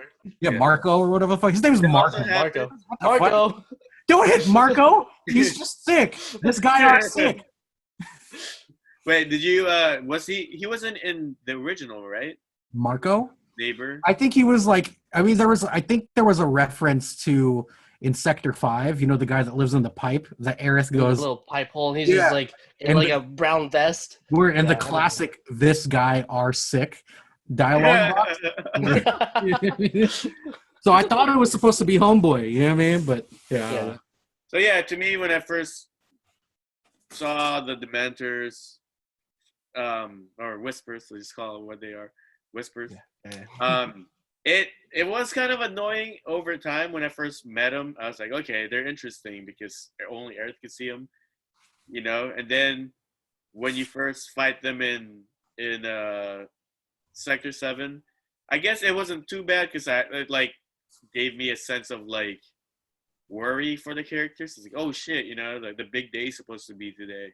Right. Yeah, and then it just got confusing when all of a sudden it's helping nobody in the end because like they're both sides, Yeah. So I was like weirded out by that. I can't wait to talk about that. Yeah, I know. I can't wait to talk about my thoughts on the action. Yeah. So, but like we spent that night with Jessie first. You find out about her dad, and that was that in the original? That seemed like No, it actually wasn't. No. And I loved the fact that they did that because this was the first time we were really able to walk around at the top of the plate. Like obviously there's a part where you meet Eris and stuff like that, so that was like a slice of seeing what's up top. But this one felt like, oh wow, this is a different world. And then like the backstory you get from Jessie, where she was like an inspired. She's covering her fucking like eco-terrorist life with her aspiring actress career in Gold Saucer, and like they reference things that actually happened in Gold Saucer. Yes. The play with the evil dragon king and the knight and stuff. So it's like for us, like I'm sure Vinny, when you saw that, you popped. You're like, holy shit, because I was like, oh yeah, you know what I mean? It's like little things. There's like so many nods, Word, like little tiny things like that. Just like again, just reward you for your fandom. Yeah, and I feel like that's what's also nice about this game is that the things they expand on, still kind of references itself and like basically makes the world feel bigger. Word, because like they have more. What's the word for it? More story elements, more examples of what's actually happening. Exactly. Stuff like that. The way that I mean, like the way that they expanded not only on the world but also on Jessie in that scene was amazing, and like the way that they kind of like mask the way that they kind of like introduce you to it is you have to sneak in to steal the ID card. But there's no real like way to fail that. So if you wanted to, you could just listen to the entire conversation, and just that conversation that you hear Jessie's mom talking is just like, damn, like I know so much about Jessie now that makes her a worthy love interest. You know what I mean? Yeah. And I feel like the background you heard about her wanting to be an actress feeds so much into her personality because you see that. I could have totally seen her wanting to be an actress before. Yeah, and in the original Final Fantasy VII game, she was generic badass girl in a terrorist group that dies. Yeah. You know what I mean? That dies. Yeah. They got hit in the leg a few times and got stuck. Yeah. Cloud saves her. Yeah. Like the most intimate conversation they have in the original game is when she's explaining the train system and the plate to Cloud on the train, and then how the IDs work, and then that's where it ends. Yeah, and shit hits the fan. You know what I mean? Yeah. So like that, I love that part. That was amazing when they did their own separate mission. It made like I felt like I got more attached to those characters because of that. Yeah. And then coming back, of course. Well, hold on. How did you feel about the bike portion, Vinny, in that part where you meet the bike portion? I was surprised. I was like, this is a little early. This is like, what am I doing? Yeah, but at the same time, it's gonna be this is gonna be for a later talk. But like I'm actually happy that they introduced Roach. I'm actually like to see another soldier. Mm-hmm. Like it's not just Sephiroth, it's not just Cloud, not just Zag, not just Genesis and Geo, all these other people. Mm-hmm. It's there's other soldiers out there, Yeah. and just having him be like, I do whatever the fuck I want. I'll kill my own soldiers and shit. Yeah. I'm on the same side. I'll run them over. I was like, God damn! Like this, the soldiers them in themselves are they sort of do things on what they want to do on their own, but they're also like not right in the head. Right. Like Yeah, man. I know. I remember. And shit. I remember, Vinny, you told me that because of Roach, it kind of gave you an idea of what the the power dynamics when it comes to the rules in the Shinra soldier, how it is. Is that what you mean? That they just have this freedom, they just have all this authority? I think over time they just have a lot more freedom. They get to do whatever the fuck they want. Like, I'm sure they gave assignments and whatnot, but this is going back. Like, what did Sephiroth do? Like, he just went to go because of somebody told him to go do something in Nibelheim. He went to Nibelheim, and all that shit went down, and he just was like, I'm gonna go crazy and just kill everybody because Nova's my mother. And even Zack and Jill and what their roles, they sort of just with the amount of power they had, they could do whatever the hell they want, but they still they really have a strict guideline. Zack was all about honor, and same with Jill. They're always they're all about honor. They did things by the book, but there are some soldiers that go insane and just do whatever the fuck they want. Yeah, I think you hit it right on the head, because that's what I was thinking about Roche too. I think it just showed how much Shinra, even though, because again, there's such a dynamic with the Shinra characters, right? Shinra you're supposed to hate, and they do terrible things. But you also do some things that negatively impact the world. And then when you look at the individuals of Shinra, there's some people we're supposed to love. We're supposed to love the Turks. You know what I mean? Yeah. And then towards the end, even in Advent Children, you're supposed to like Rufus. You know what I mean? These things. And I think having Roche be a second class soldier, and then if you played the prequels, the Before Crisis and all that stuff, Angeal and all those folks, it really shows that while Shinra as a whole is bad, right? I think the what Shinra's supposed to represent is power, right? And Shinra, by becoming a soldier, you're given all of this power. It's up to you how you use that power, right? Zack and he chooses to live with honor, and that's why he is one of the most pure characters in Final Fantasy. But Sephiroth is given this power, and he chooses to do this with it. You know what I mean? So it shows that spectrum of what you do with power versus these guys are bad. You choose. You have to hate them. It gives you a choice as a consumer, as somebody who's experiencing this world that not everyone is painted in black and white broad strokes. Yeah. There's reasons why people are the way they are, and you have to it's up to you to understand them, and it's up to you to react to them in your way. You know what I mean? So I think you nailed it right on the head. Yeah. Yeah. So where were we? So that's a Roche fight. You go back.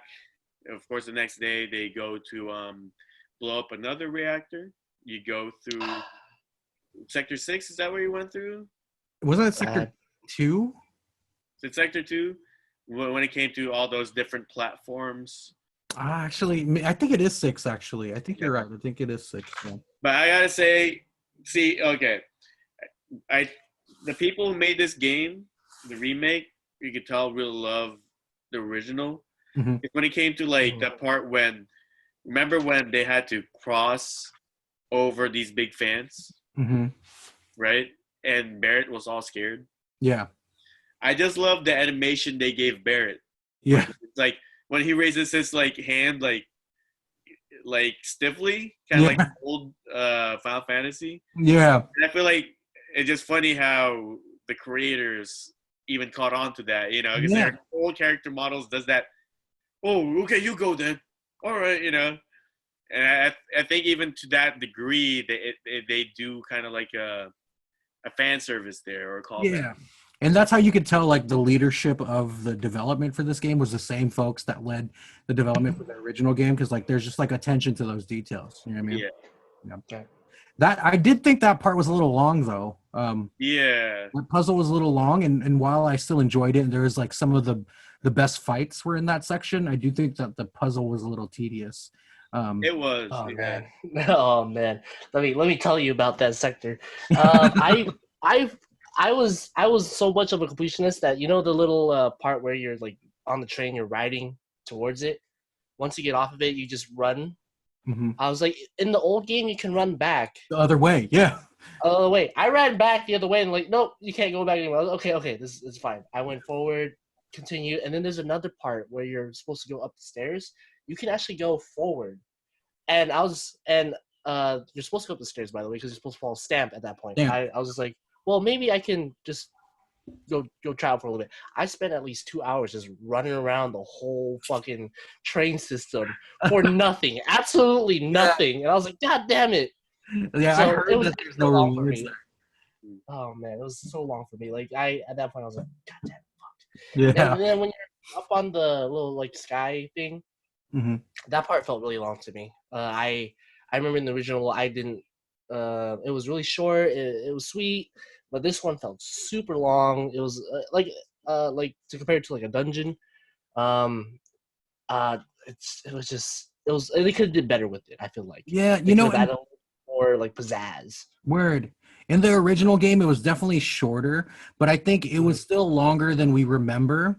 The way they Mm. broke it up, though, was that after a couple screens, you'd see Wedge, and then they'd say something, and they'd give you backstory about what happened on the train. And then you do two more screens, and then you see Biggs, and then, again, same backstory. Another screen, you see Jesse, and she's like, I fucked up on the ID. You know what I mean? So, like, there were ways to break up the monotony in the original game that they didn't do in this one. But yeah, so I think that's probably, in my opinion, the worst part of the game. Yeah. I feel mixed about that because it did feel long, but I felt like that's when I really I really was able to mess around more with the battle system. That's true. That's very yeah. You're right. You're right. That's the only thing. More time to do that. Yeah. Yeah. So that was like kind of at that moment what I was looking for, because I'm like, how am I supposed to really gain experience then? Yeah. But having to run around there is when I was able to get experience, and it felt like the old game where I am walking around. Because that was the first time you're using all three characters too. Right. You're like, how does the dynamic work? Like who to switch to and whatnot. So yeah, it makes sense why it was long. That's true. And the fact that it felt like a grind, it did feel pretty true to But I do agree that it took long, because I remember I stayed on that longer just because I was trying to get those materials you kind of see. Like that. And I didn't get to it. Like I spent maybe an hour looking around. So I got the blue materia that there's that bridge that's collapsed. Yeah. And then there's that blue materia on the other side. I got it. That was an elemental materia, right? Yeah. Okay. So that wasn't where I got magnify, because I definitely got magnify and I didn't use it, and I'm hating myself right now. I'm trying to remember where I got magnify. Wasn't there through Chadley? Yeah, I think it was through Chadley actually. Through Chadley, yeah. But but with that part, I think the map they could just done better so that you can see. Like the only reason why it took me so long is there was this staircase that leads down, or ladder, I mean. The ladder, and I couldn't see it, and the whole time it was just to the side. I remember him asking me like, how do you get to that? I was like, oh, there's that one point where there's a ladder. And he's like, oh, okay, and then he got it. Yeah, I was like, finally, I helped him. Yeah. Okay, so we go to the second reactor. Blew that up. Is there anything you guys want to touch up on? Oh, that boss fight, the Airbuster boss fight. Oh yeah. They did that so beautiful. That was the best. Like that was like the boss fight that like sealed the game for me. I was just like, this fucker's hard. I have to use everybody, and just the fact that I had to like switch to everybody was like I was like so immersed. I was like, oh god, I gotta like. That's when I realized there's like so much management with the ATB like game and whatnot, and that fight was like what sealed the deal for me with the game. Yeah, and they did such a great job building it up too, right? Like the way that it was just like, do you want to disable something, bro? Yeah. Is this motherfucker gonna clap you if you don't disable it? Yup. And like it's one of those things like in a horror movie or when you go to like Jurassic Park the ride in Universal Studios, the reason why the drop is so fucking fun is because they fucking drag out the build up saying like you're gonna see a T-Rex, bruh. Yeah. No surprises, you're gonna see a T-Rex. It's coming. You're gonna see the T-Rex, and I'm like, where the fuck is the T-Rex? I'm gonna see it, and it hits you, and you drop. So it's like for like 40 minutes, they're like, this boss is gonna fuck you up. So you better decide if you want to take away some of their bombs, their AI. You know what I mean? Like I think I might have enjoyed the boss fight more if I didn't like fuck it up so much in the beginning, because I decided I was just like, yo, keep all your weapons, keep all that stuff. I'm gonna make sure you have no AI, so you're dumb as fuck, and I'll clap you. And it worked.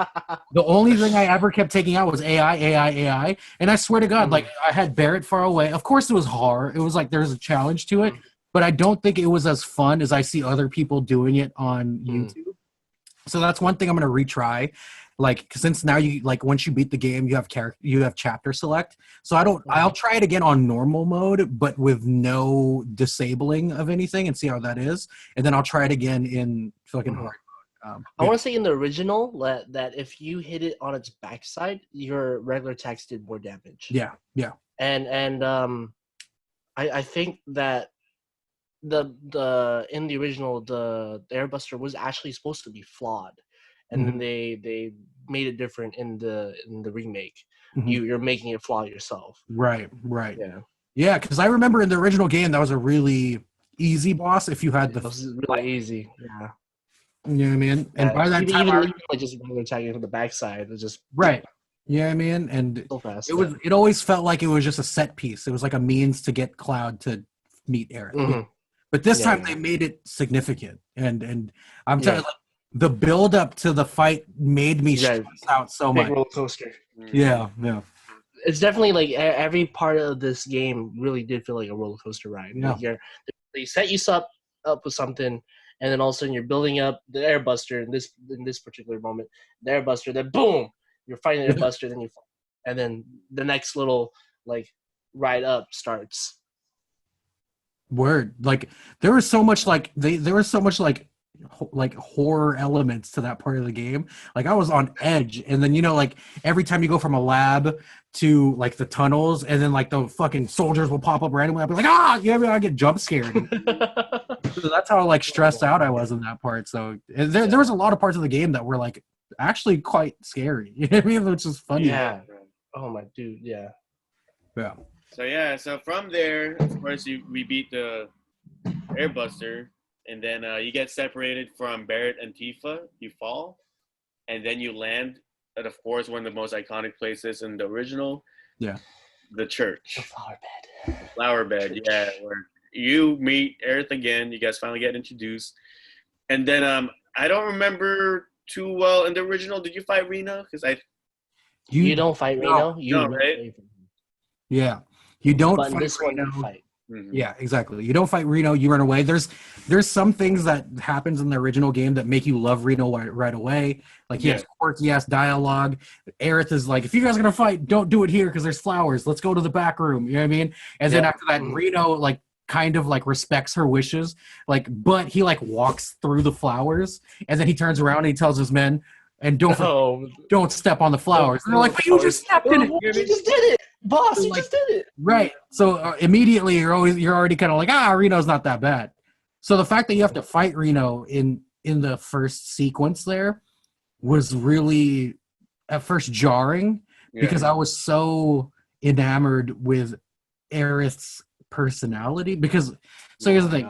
You know this. We talk about this all the time, Dark Ruffalo. Growing up, I was Team Tifa. Like I was Team Tifa for pretty much 20 years, right? But that's because we play the American translation of Final Fantasy VII. When I watched Kotaku's series last year, of the guy like actually properly translating the Japanese into English. So much of Aerith's personality is lost in translation. Like in the original game, she is like a white meat baby face, just like she's a good person, and that's it. You love her. Cloud loves her, and this is the way it is. You have to care, you know. And it's almost like you don't care as much until she dies, and that's what makes you care. When really you're supposed to be falling in love with her the whole time because she is an asshole. Yeah. She's a smart ass. She will fucking find your insecurities and pick them, but in the nicest way possible. Like that's the kind of shit that makes you fall in love with somebody, and you miss that in the original game. So the fact that they accurately captured that in this game, man, like it just like it solidified my love for Aerith. So I'm fucking like going through these range of emotions. And then I'm like, oh wait, I'm actually gonna, and like I have this false sense of security because I'm like, oh, we're not gonna fight Reno here. There's gonna be a sequence. We're gonna escape. But then they throw us in the fight, and then I'm like, oh shit, I'm caught off guard. And then by the way, this is gonna be your first real tactical boss fight that you need to do because Reno is parrying. You have to parry Reno. Yeah. Yes. So it's like I'm so discombobulated, you know what I mean? And to be honest with you, Cammy did this boss fight, and I did it, and like we went through it together. We had to like, what the fuck? Because we were both just like on cloud nine meeting Aerith, and all of a sudden it's like, oh, by the way, you didn't think you were gonna fight him. You're gonna fight him, and this is gonna be the hardest fight you've had so far. So figure it out, bruh. Like that was that was the first time where I was just like, oh, I'm not just playing Final Fantasy VII again. You know what I mean? Like they're trying to fucking. They trying to fucking play me now. Like I'm really about this life. I'm gonna like figure it out. You know what I mean? And that was like such a fulfilling experience. And there was one of those examples of like, you don't have to make the same exact game again to make longtime fans happy. You know what I mean? That was probably one of the highest points of the game. And I still say because of, not necessarily because of like the actual fight itself, but like the context around it, that's my favorite boss fight in the game. You know what I mean? Yeah. Yeah, I did like that boss fight too, and I gotta say I enjoyed the boss fights. I enjoyed the most. I think were against people. Yeah. You know, than the like the big tanky ones. Yeah. Was there anything else you wanted to add, Vinny? Dude, at the church. I did not assess Airbuster 5 times. So I replayed the Airbuster boss fight like 6 times. So I actually I fought Reno 6 times, and every 6th time, like the first time I was just hacking and slashing at him. I did not parry. I did not do anything. I was just spamming square because like I just got done with the Airbuster. Like it couldn't be different. Yeah. And after that fight, I looked at my battle intel. I was like, okay, shit, I didn't assess Airbuster. Yeah. And then I did it over. Did the whole Airbuster like from beginning to end, saved this time. So I was like, okay, I got all the things. I'm good. Fought Airbuster, assessed him, fought Reno, forgot to assess Reno. And I did that for like about like I said, 5 times. And like just fighting Reno himself was like, dude, that's when I realized I had to like counter. I have to like watch his moves. I gotta like Bloodborne this shit. Yeah. I have to like know like what's coming next, and like I gotta be good with it. And I had 5 tries to do it. And like for the first like 2 or 3, I was just hacking slashing. After the 4th one, I was blocking everything, parrying everything, making him stagger, like doing everything. I was like, oh, this is fucking great. It's not hack and slash. I was just like, I gotta do other shit. Right. And the fact that that's happening on normal mode, because like playing Kingdom Hearts on normal mode and then playing Kingdom Hearts on proud mode is like 2 very different games. Where like if you're playing in normal mode, you're probably spamming X to attack. But when you play in proud mode, you're spamming circle to dodge roll and square to block. And then Reno forced me to play differently. You know what I mean? And I was just like, oh, I'm doing this. Can we talk about can we talk about like Reno's like just opening sequence where he just my god. What a badass! Holy shit, dude's fucking toasty. Like, oh my god, like just like how they did the Turks. Yeah, every character, like, oh my god, Reno, just his entrance and just him flash is like, guess I gotta do this myself or some like, Holy shit! Yeah, dude, Nailed it's it. perfect. Like you're supposed, like it took me a while growing up to realize that I'm supposed to like the Turks. You know what I mean? And like Mhm. Rude is my favorite Turk of all time, and like how perfectly they Yeah. like created their characters and their Oh, rude. stories, their voice acting. Both of their very first scenes are so fucking badass. So yeah, no, huge fan, huge fan. So yeah, so far so good. Everything's great so far. So far, so good. Oh, real Yeah. quick, real quick. Did you guys know about Before Crisis? Mm-hmm. Do you know about Before Yeah, Crisis? yeah, Okay, so yeah. you know about how the Turks That- actually saved yeah, the first world. Okay, cool. yeah, exactly. This is they're amazing people. Yeah, They're man. sick. I Oh man. that was one of those games where I was just like hella skeptical about it, but then like as Mm. much as like the gameplay wasn't so good, the story was really good, and you get so much. Yes, it was for the story for sure. Yeah, yeah. Beautiful. Okay, sorry about that. Yeah. No, No, the Reno fight was awesome. I feel like as far as like all the fights we've played throughout the game, there wasn't too many ones that I struggled with, except for like, well, we'll get into that too, the Hell House and stuff like that. yeah, But as far as the Reno thing, I've been using the whole counter throughout the whole game as Cloud because I didn't like the operator mode as much. The Punisher mode for me was where it's at. really. Mhm. You were mostly in Yeah. Punisher mode. Huh? You were mostly in Punisher mode. Yeah, just because Cool. like in the earlier stages when you had people with riot shields, Mm-hmm. like every time I try to hit Oh them, yeah, that makes it always sense. bounces off. So I just from then I feel like that's why the Reno fight wasn't too hard Mm-hmm. because when you do the counter, it raises the stagger so high. Right. Yeah. It But does, there's yeah. that. You Makes sense. escape with the help of the whispers. You know, they come back again, which was pissing me off because I wanted to get to that materia right then. You see it. Oh yeah. That Yeah, little doorway to the right. yeah. I went back as soon as I had the chance. It's like I can't just like leave that alone. Yeah. Yeah. But yeah, so you make your way back to Sector 5, which I thought was fun, like Mhm. the way there, you know. Mhm. I always love finding songs, you know, too. when you just hear it. I love finding the benches, like Me too. and to me, I love that they put that because it replaces the save slot. Yeah. You know, 'cause Yeah. back then Saves you're like tense. so tense because you're like, Yeah. oh shit, I can't quit the game. I haven't found a save. Yeah. And You know- that way it recreates that feeling because you're just like, oh, thank God, like I don't have to waste all my items. In the original like JRPG style, like the tension is fuck, I have to keep going and I'm like low on supplies and I'm low on health and I need to save. Yeah, And when you go through a brutal dungeon and you finally get the save point, you're like, oh, and then you still Yes. get that with the Yeah. benches. And the fact that the benches has like the original save point mark.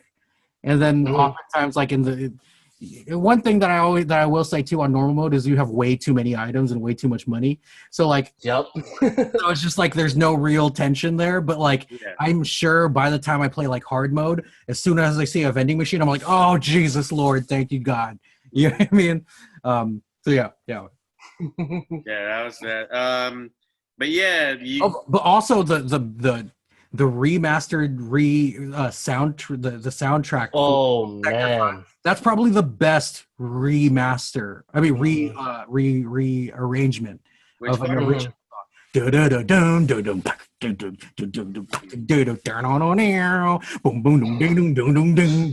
Oh yeah, that Yeah. kind of like. I guess that's what's cool about the soundtrack of 7 is you do feel that kind of like jazzy, like that kind of like urban type of Yeah. lifestyle. Yeah, for sure. I like it. What happens after that? You just go to Aerith's house. What do you guys think about Aerith's house? So Did fucking it beautiful. Right? as Perfect. it should be. You know what I mean? Yeah. As it should be. Yeah. Beautiful. Yeah, and it's nice to see how like the contrast between all the junk, and then you see that, and it's like, wow, like this is like where Fairy lives. Yeah, man. Yeah, I was actually like worried a little worried because like in the original, you sort of just like go through like all these slums and whatnot, and all of a sudden you just see beautiful flowers everywhere.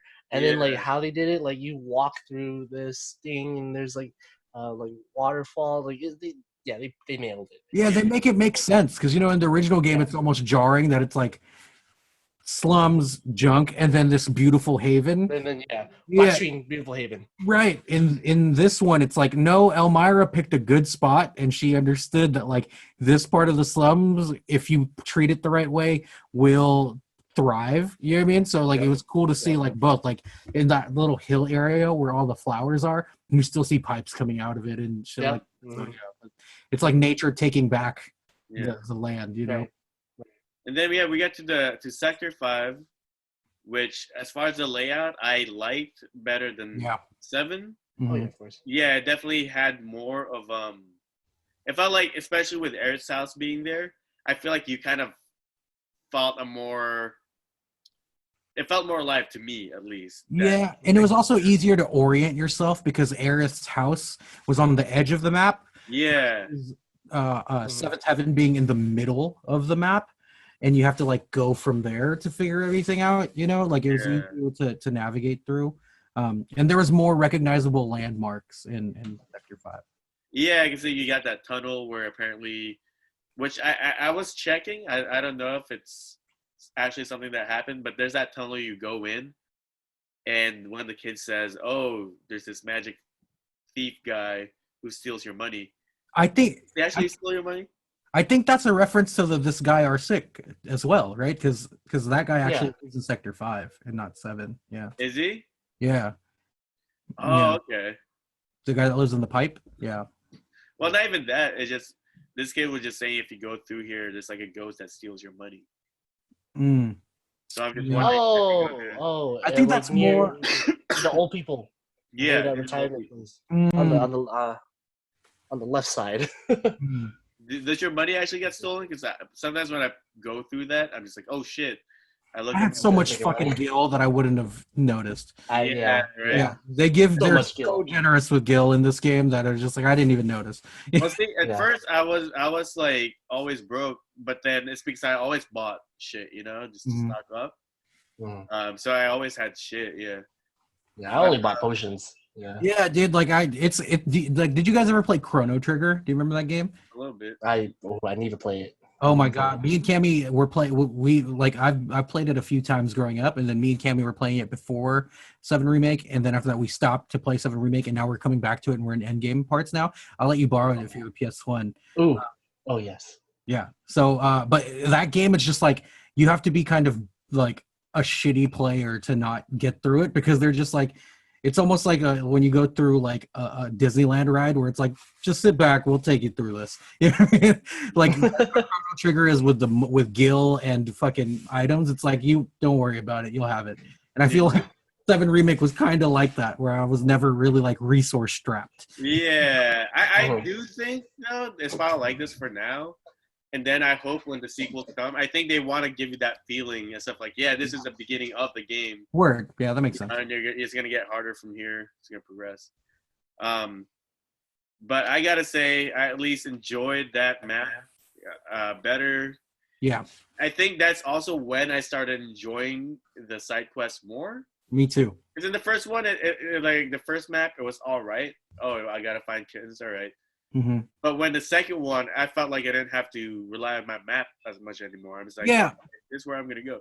Right. As much as they were still essentially fetch quests, at least it felt like you were learning more about the world, Yeah. A lot of the criticisms I'm hearing about the side quests in this game is that they're all inconsequential. And I'm like, yeah, but I also, the way I look at it is like, I love Animal Crossing. Sometimes you need low pressure quests to really enjoy the world that you're in. Like the reason why Animal Crossing is so great is that it's literally low pressure. Do what you get. Do these like really menial tasks to be more involved in the world, and you feel like you're doing your day to day in the world that you're in. So that's why I really like these. Like even though again, like none of these quests were make or break, there were some that were really important to the story. Yeah, like all like the Angel of the Slums, all those side quests. Those were pretty consequential, but even the ones where it's just like, oh, Miss Folia needs us to round up her kids and stuff. Even though it seemed like a menial task, it was like, okay, but the reason why we're doing this is because it's important to this world. And I feel more immersed in it. And like, you know, the reason why Shenmue 1 was so great was because at the end of the game, you had to get a job. And while you're doing your everyday job, you're trying to figure out this mystery, right? So it's like you become so connected with this world with these low pressure tasks that is running parallel to this main quest, you know? That I actually love that shit. Yeah. Yeah, I agree. Yeah, I agree. I gotta say, the side quests anyways, I think it's not really because like newer games like Grand Theft Auto, Witcher, Red Dead Redemption, where they make the side quests as good as main story, you know, story arcs. That's why people are like complaining about these ones. But for me, a lot of times when it's a side quest, you know, like, okay, you get bonus if it's like a really good story, really good side quest. But to me, it already just feels good feeling like you're finishing and completing things. You know? Yeah. Just getting for it. Yeah. I think not enough like games include low pressure sequences. Where you could really just get lost in the world. And like I think hopefully this continues to be a trend because I remember even like Fallout New Vegas had like a section where it was just like do small shit, you know what I mean? And then when you're ready to make the decision between house and all that, then you know what I mean? Like there needs to be more sequences like that because then you get more immersed in the world, you know? Yeah, and if you think about Final Fantasy VII, you know, the earlier ones, what were side quests? Usually they're just like the side quests are actually mostly like Easter eggs for the most. Raise some fucking chocobo. You know what I mean? That one and the underwater materia getting the 3 things for that dude in Calm. Yeah, exactly. You know what I mean? Yeah. You didn't even know about that side quest until you looked it up. Yeah, exactly. Like how would I even know? You know what I mean? Exactly. I have to steal the guidebook from a pirate ship in the underwater reactor. I don't fucking know. I have to fight Ruby Weapon and beat it. All right. I'm gonna admit I've never beat Ruby Weapon in my life. Never. I have not either. Yeah. I watched the videos. That's it. No, never. I was like a nightmare. That's why. Remember when you beat Omega Weapon for me in Final Fantasy VIII? Yeah.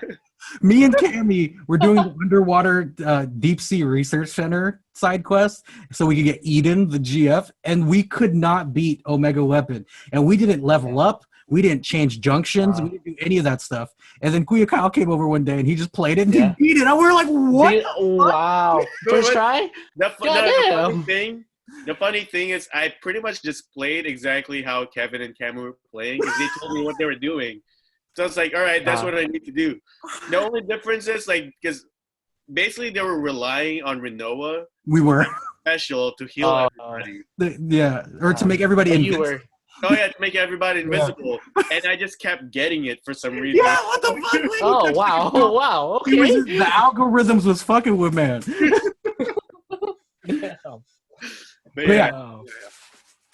there's that. And you meet Aerith's mom, which I gotta say, with this game, for some reason, when you're meeting people's parents, I feel as if I'm meeting them in real life. Like I wanted to make a good impression. Yeah, I gotta be so respectful walking in. Like I didn't want to choose. I'm sorry, Elmira.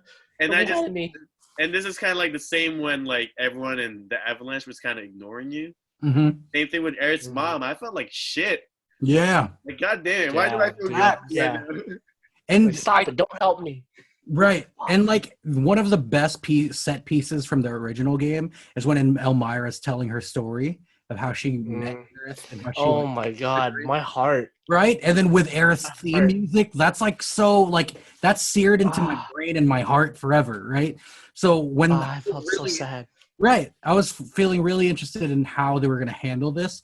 And they fucking made it even better. Like they made Elmira seem like such a strong person. Yeah. Like, she's so almost inconsequential in the original game after that scene. Because everything that happens to her happens off screen, like with her and Marlene and Reed kidnapping them, stuff like that, and putting them calm. That happens, and you're just supposed to be with it. But in this game, it's just like I don't know, man. Like they did such a great. I think voice acting went a long way too. Whoever they casted to be her voice, you could tell like she sounded like she was just this like beat down, strong woman that's like Yeah. like whatever it takes now to like make sure my daughter has a good life, I'm gonna do it type of thing. Yeah. You felt Damn. that pain in her voice, you know, and I was just like, Mhm. fuck. Yeah. Yeah, I agree. Holy Yeah, shit. it makes it even harder because if you know there's certain characters you know who are gonna die. Yeah. And I was like, my oh God. man, now I know the bomb. Like I'm I'm gonna lying have to to your tell the face. bomb Mark. later. Like, Right. I'm dead ass lying to you. I'm not gonna keep her safe. She's gonna die. yeah. My bad. Oh man. Oh Uh, man, no. But yeah, there's that. And then we'll move on to the nighttime. Of course, you go to the express highway, and I first of all, when I saw Sector 5 at night, I was kind of blown away. Yeah. For some reason, it felt like seeing it all empty like that created such an atmosphere that I felt like I was there. And like that the theme that plays in Sector 5, the main theme of the remake game, the newer song, that shit at night just hits different. You know what I mean? So yeah, I agree. Yeah. Oh yeah, and have to sneak out of Aerith's. Yeah, they Dude, kept that pretty true. They kept that dude, true to the original. they made it easier for you if you messed up. And I was Yeah. like, how many times can I mess up? I made sure to hit everything the Yeah. first time. And I reloaded my save, but I hit it. And it was like, what the hell are you doing? Why are you leaving? And then, like, and then it got less and less because you start feeling like, damn, I can't really do this. Like the first time, there's like hella stuff all over the place. Confession, I tried to do it right, and then they did it wrong so many times. They literally cleared the entire path. Cleared the whole thing. Yeah, I suck at this game. Dude, I'm the same way. Like I kept failing it, but I didn't realize that as soon as I step out, there's like something in front of me. Like I thought I was just walking too fast, that I beat that game inching like.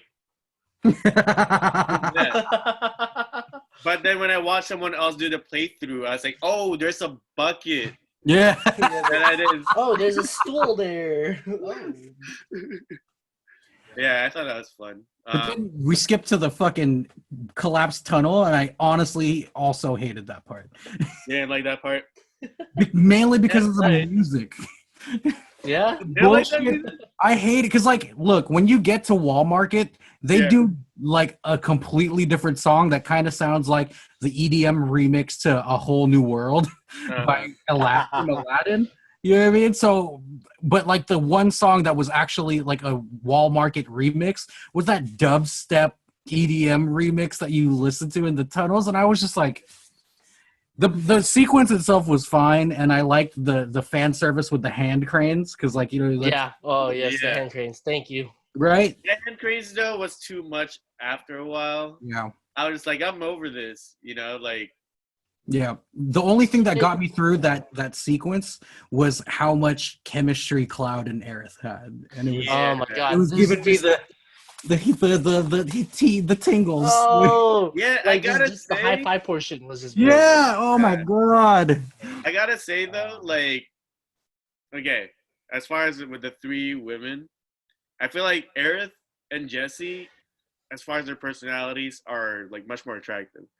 With Tifa, I love her, but I feel like she is that close friend you had growing up. Yeah, like, you know, and then like seeing like Aerith's interaction with Cloud, I feel like they are better for each other. Yeah, I mean, like, there's the chemistry is very different between the two characters, right? Yeah, I think when you're younger, you don't know the difference between sisterly, like, platonic chemistry and romantic chemistry, because when you're like a preteen, your hormones are going crazy, and it's just like anyone that shows any sort of interest in you, I love. You know what I mean? And as you get older, you start to see the nuances, and it's like Tifa. I also think, like, from so many, like, from the original game, people are assuming Tifa is madly in love with Cloud, and Cloud is in love with Aerith, right? Yeah. But from what I see, I also think that Tifa is also not convinced that she has real feelings for Cloud either. That's what I'm getting too. Yeah, like, it wasn't like, until Aerith was in the mix where you're just like, oh, Tifa. Right.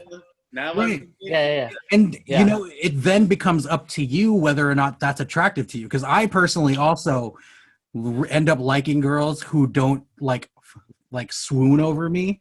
You know what I mean? Because Mhm. that's just attractive. So like if you're attracted to like Tifa's like whole approach where she's just like, you know what I mean? Yeah. Then I get it. Yeah. But I think the natural chemistry between Cloud and Aerith is definitely like the romantic type, and like you said, it's more comparable to Jesse than it is to. Mhm. You know what I mean? There's a there's a subtle dynamic there. You know what I mean? Yeah. Yeah, Would- I have to agree with that. Real quick, it's like Aerith is the early game lover, Yeah. and then in the original, like Tifa really only really shows like everything end game. Facts. So Yep. you don't get really much from Tifa until like later. And Exactly. I think they're keeping true with that for sure. That's Yeah. why, like I definitely fell in love with Aerith a lot more in this game. And I was like, I'm on Team Aerith right now, and like I've been Team Tifa Yeah. for since 1999 since this game came out. Like Yeah.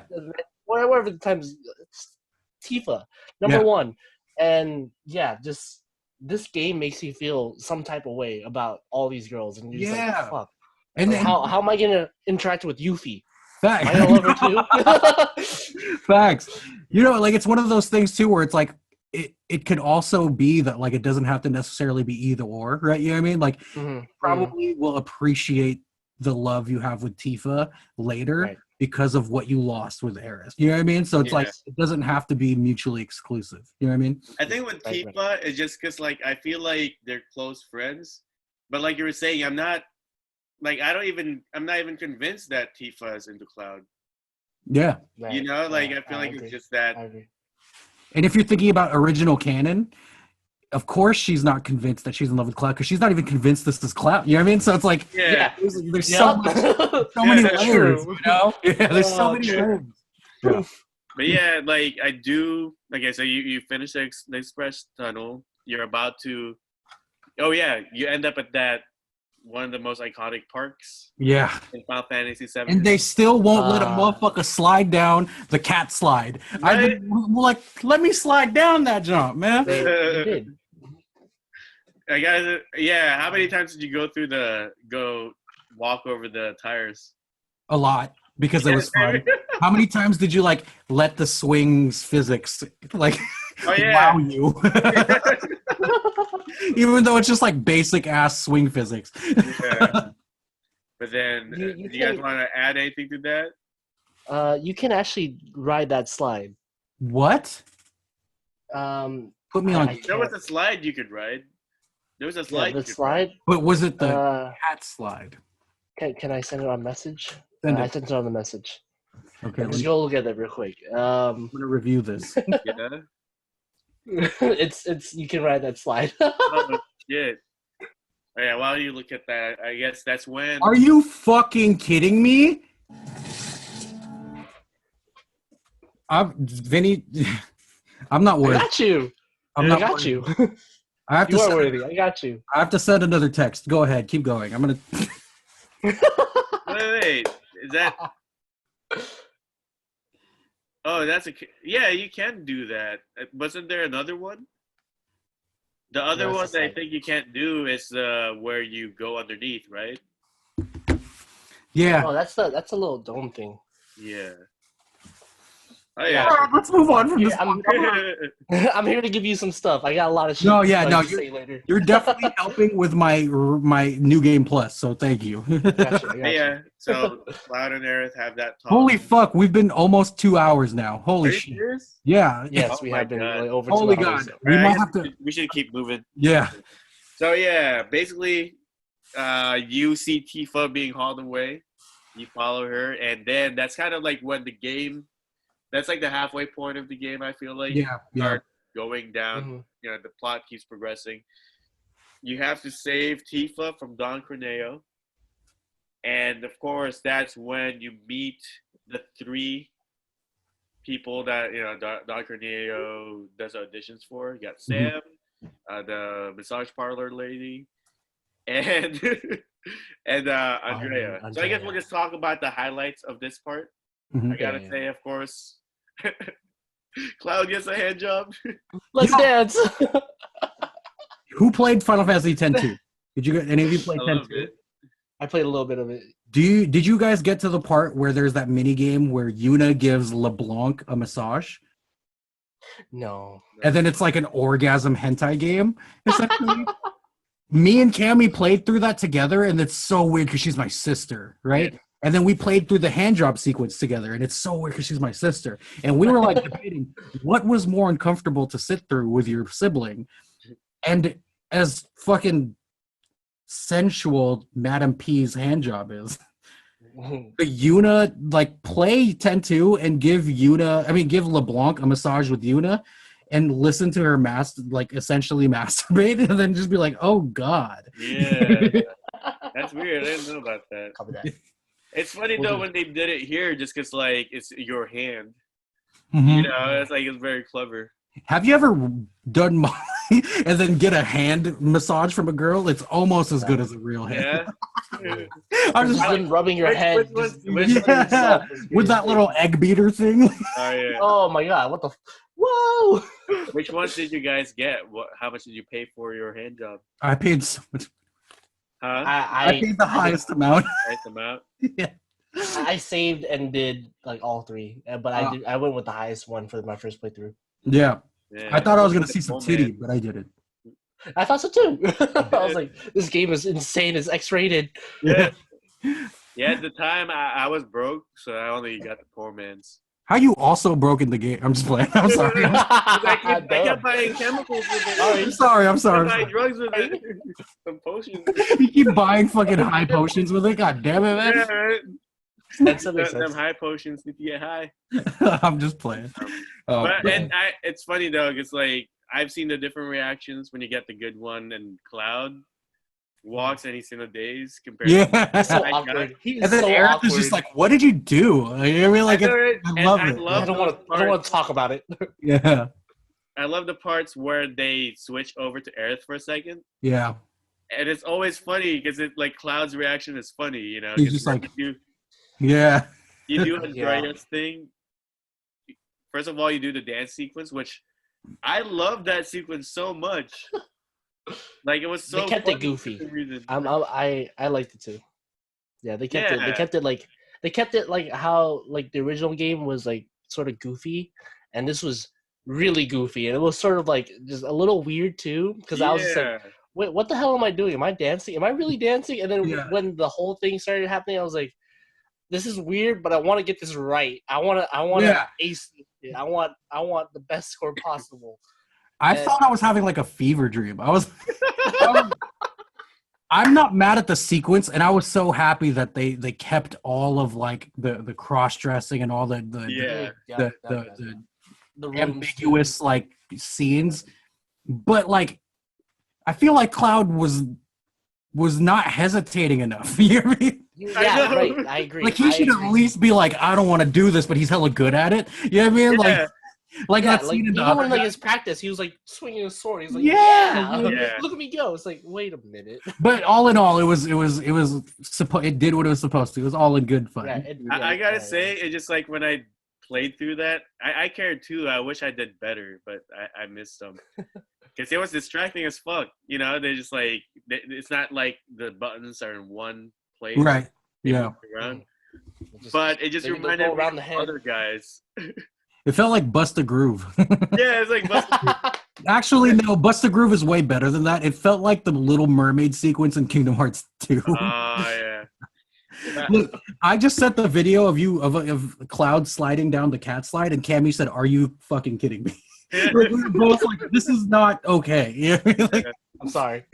I gotta say though, I think but yeah, all in all, I thought Wall Market was amazing because you felt Yeah. the speediness of it. I think these were the strongest like side quest missions that felt important, so you were compelled to do it. Yep. We all did all the side quests because we just love the game. Yep. But like, even if you were just trying to fly through the game, you'd do those side quests. I feel like I got to know Wall Market more. Hell yeah. That was do my agree. favorite sequence of the game. I do agree though. I guess as far as quests, they were the strongest ones. Yeah. But at the same time, I guess they're like main quests. Yeah, that's true because like it all plays into the dress. I will say though, before we move on from like the open world Wall Market piece, Wall Market was so well done that there's some NPCs in Wall Market that I was hoping I would learn more about that we didn't. Are you talking about the guy blocking you from the item? No, because then you were still able to like get through it, Yeah. get the item later, and the story of that guy is like he's a Chapter gay. 14. Yep. Yeah, but like I wanted to learn more about that cowboy girl. You know what I mean? I wanted. Oh To, yeah, they gave you the CD, and you're like, "Who yeah, are you?" Take yeah. the Like, CD. is that your whole purpose in this game? I wanted more. Like, I wish Miss Folia would have gave us side quests there. You know what I mean? Because like you find out she's trying to be Oh, a he's just trying to be a dancer, singer. Yeah, yeah. so Dude, yeah. the Johnny quest. Oh, Oh, Funny as Johnny. fuck. He yo, did Johnny well. I'm actually happy with Johnny. Yeah. huh? But I thought personally they knocked the Johnny stuff out of the park because I remember from the original game Johnny was the most prominent recurring NPC because yes. you remember Johnny in the train, then you remember Johnny in Yeah. Sector 7, and then you Right. see Johnny on the boat, and then you see Johnny at Costa del Sol. You know what I mean? And you're just Yeah. like, oh, and Yeah. then Tifa's with her, and I'm like getting all jealous about Tifa hanging out with Johnny, but I'm like, wait, but I love Who's- Aerith. Like, you know what I mean? Like, so yeah. I don't know. Who is Tifa to you, Johnny? And then, oh man, like just Yeah. the whole, hey bro, you're my bro now. It's like, You're I'm like, not your don't call me bro. Yeah. Don't call me bro. that itself is also a recurring theme. Like Yeah. just Cloud and like his dialogue with everybody, like even with Wedge, I'm not your bro. Right. And Yeah. I love it. Like they did it well. Johnny, fucking Johnny. Hell yeah. But yeah, so from there you end up getting an audition with John Corneo after. Well, first of all, when Cloud dressed up as a girl, I thought it was funny how you played Aerith again, Mhm. and Cloud doesn't want to talk to you. Yeah, that was good. That was good. And then Chadley had an emotional reaction to you. Hi, Tom. Yeah. So good. Yeah. But so yeah, we go to Don Corneo. What a slime ball! Did him well. They make Did him him well. so hateable, and it's perfect. Yeah, like if you didn't already hate him from the original game, let's add sweat. Yeah. Fucking dirtbag.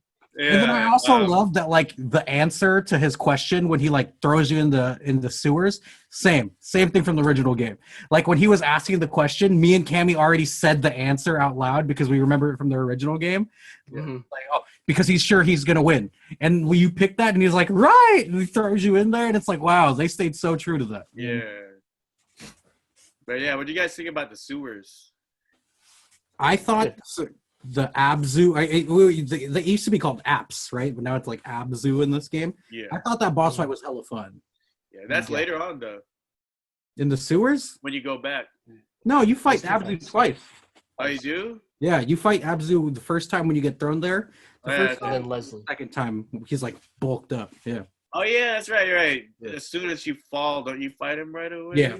Yeah. Okay. That now I remember. I like the first Abzu fight a little bit more than the Yeah, instead of having to chase him down. Yeah.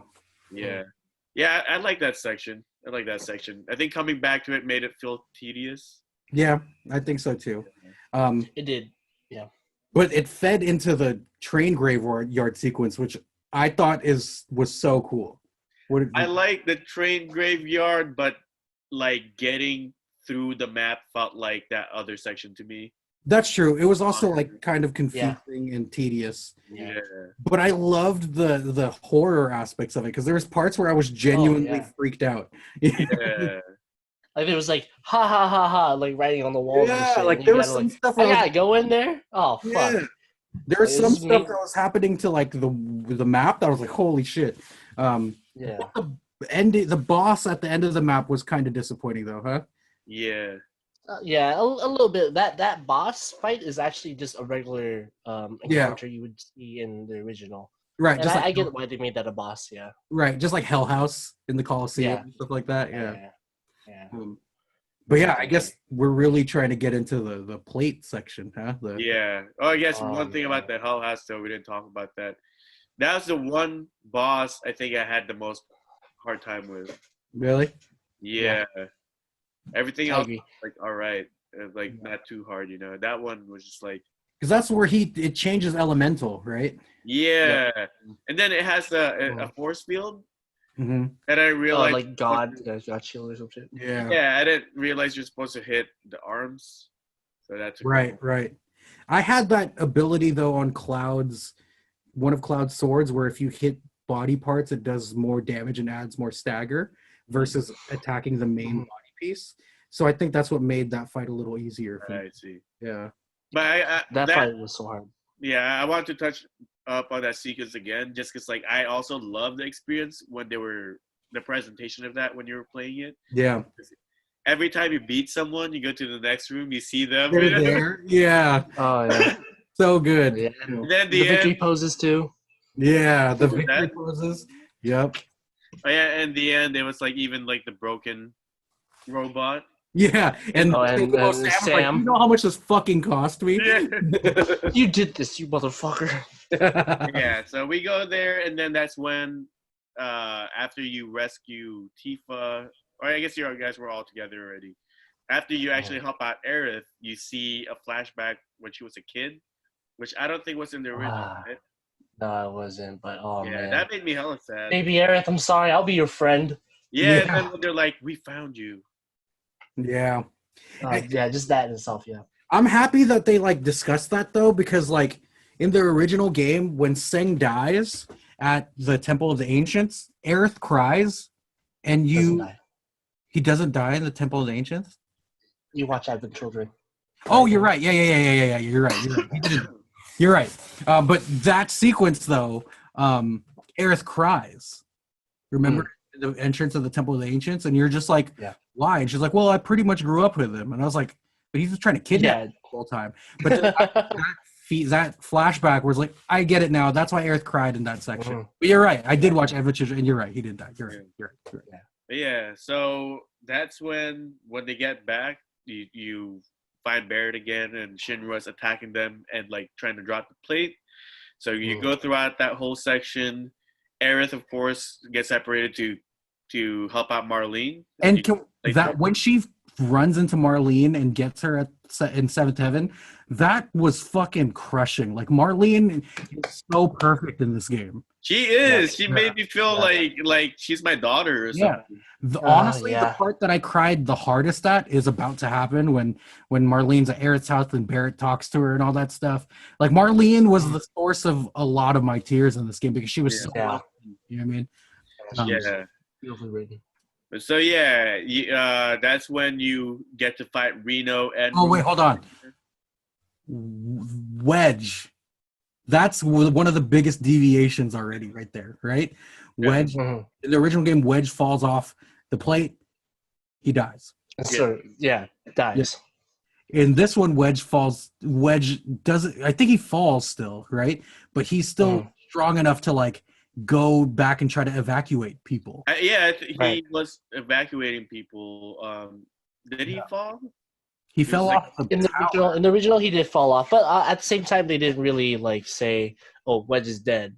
They sort of just said he just fell, right? And then I guess the place glass. But like in this one, I feel like they kept them like they had Aerith and Tifa take care of him for him to like get sort of better, for it to make more sense. Because why would like Tifa would tell Aerith like go to Seventh Heaven's over there, but in this case like Wedge was able to like sort of guide her and just tell everybody else. Biggs had fake Charlie Sheen and Jace, you mean? Yeah, Charlie Sheen. Charlie Sheen. Yep.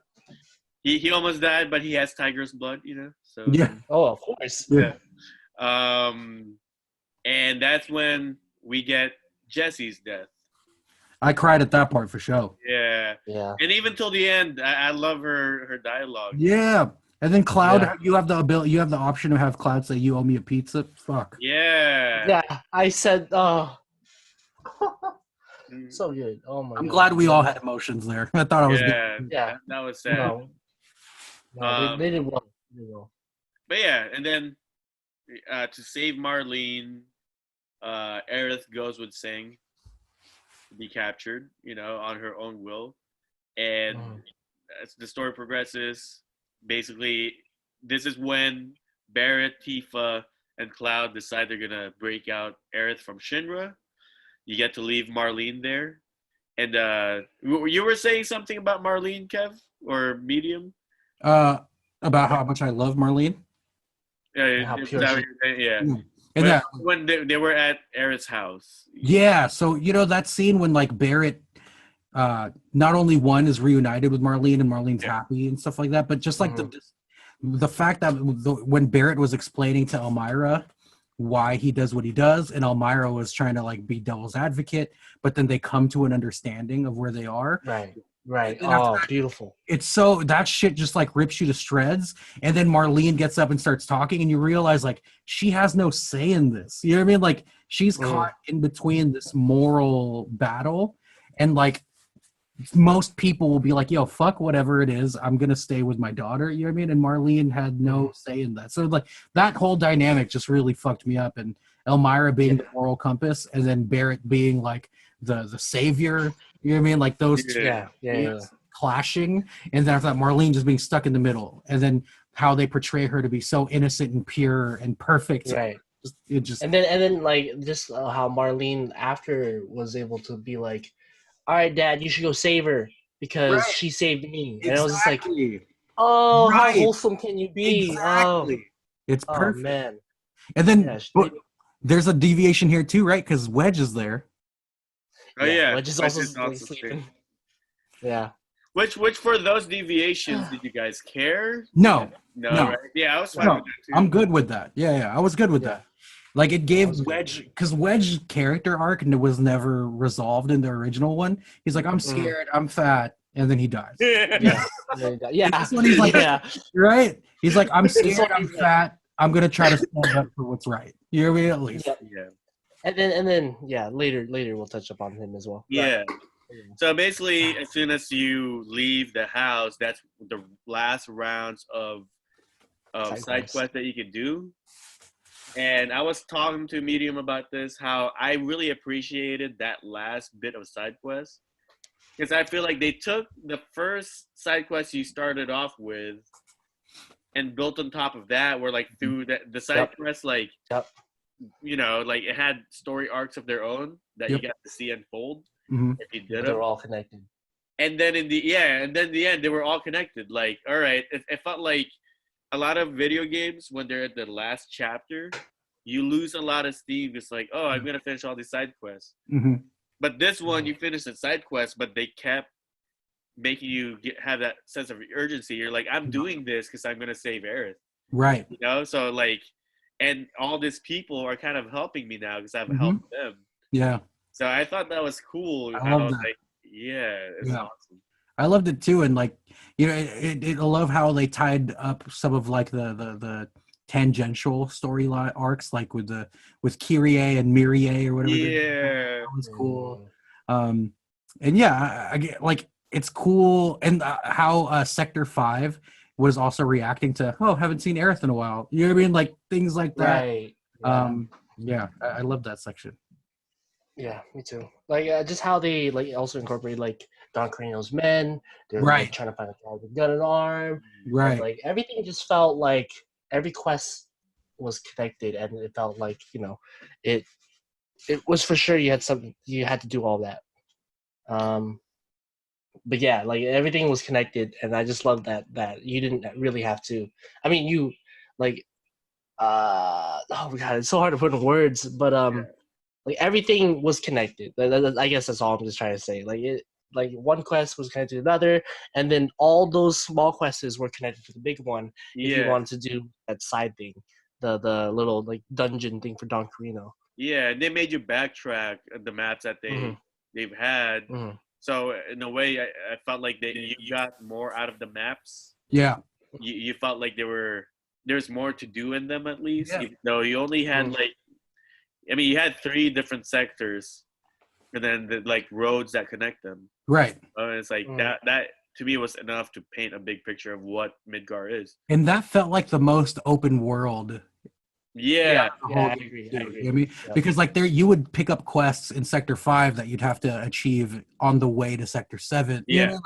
And right. Yeah. You know, like we were talking about how like small quests were like tied up they like tied themselves at the end. Like, remember, like when you were doing stuff for Weimer, the neighborhood watch things, a lot of the neighborhood watch people were talking about, like, did you hear there's like a lab potentially underground and shit? Yeah. And is the one that gives you the quest to fight Behemoth, right? Behemoth type 0. Right. And then after that, there's the small thing where it's like one of the lowest pressure quests in the whole game.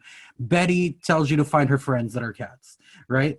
And then true to Betty's story arc, where she cares more about other people, Yeah. final quest, you have to find music to make music. I love that. Betty. Yeah, man, like Betty dancing. Oh, you're so sweet. right? My God, So like wholesome. Oh, especially like the NPCs are like, yeah, you know what? I could get inspired to this. yeah, and it's like the dude that's doing like fucking dancing. karate punch, Oh, Yeah.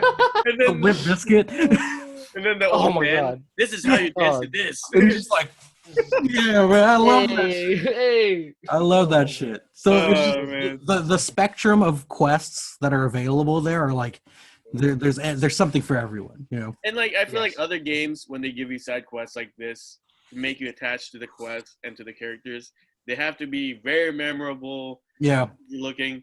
These people are just regular people. Yeah. But it's what they do that's like that delights you. It's like, oh, exactly. this old Right, man right. is gonna teach me how to dance. You know, like Facts. Right.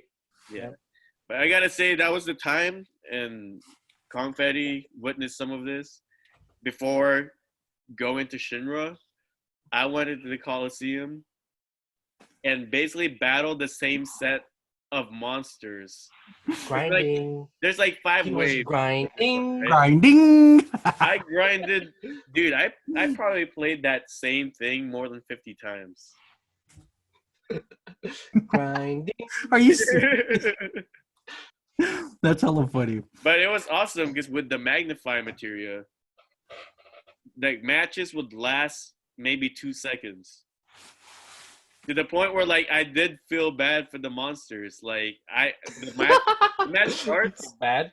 Yeah, I did. Because the match starts, I And do they're my dead. fire, and they all fall like to the ground, and it like I did that 50 times. You know, one of the biggest criticisms I had of this game was there was no all materia. I'm so sorry. I'm just a I got you, fucking though. idiot. Magnify was the all material. Man. But yeah, so I guess from then on, that's when. Well, I guess the last thing you had to do to continue with the story is the Leslie story. Yeah. He wasn't really a character in the Not in the original. Was he? I don't remember him. No, he was not. He was Yeah. not. No. But what do you guys think about his story and his character? Filler. Definitely filler. I felt like I watched a lot of streamers and a lot of YouTubers, and they were saying like this part didn't really make sense to put in. They could have just kept it at Don Carino running away, and he went to Wutai. But having Leslie there and like going through this whole thing where you fight Abzu again, Yeah. I was okay with the fight. Just the whole storyline though, I felt was Yeah. like I don't think it. Yeah, I don't think it did it. Definitely filler. Right? Yeah. Like Right. thought- Yeah. the thing that I took away from that was like, why does Cloud and Leslie have so much sexual tension? That's what I took from that. I was like, this is kind of hot. I mean, the only thing I took away from this was that they added another character. They're gonna maybe expand a little bit more of his story. Yeah. And that's something we can look forward to in the next game. Like maybe they'll expand a little bit more. Maybe it's Leslie who fucking kills Don Carino finally. Yeah. Not the Turks or like whatever. But yeah, that's as far as like the Leslie being in there.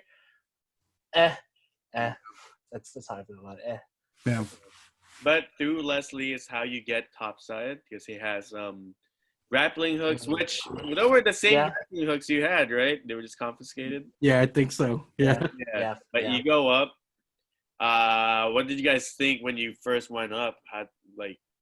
I loved the sequence. Yeah. But did you guys notice that this was the first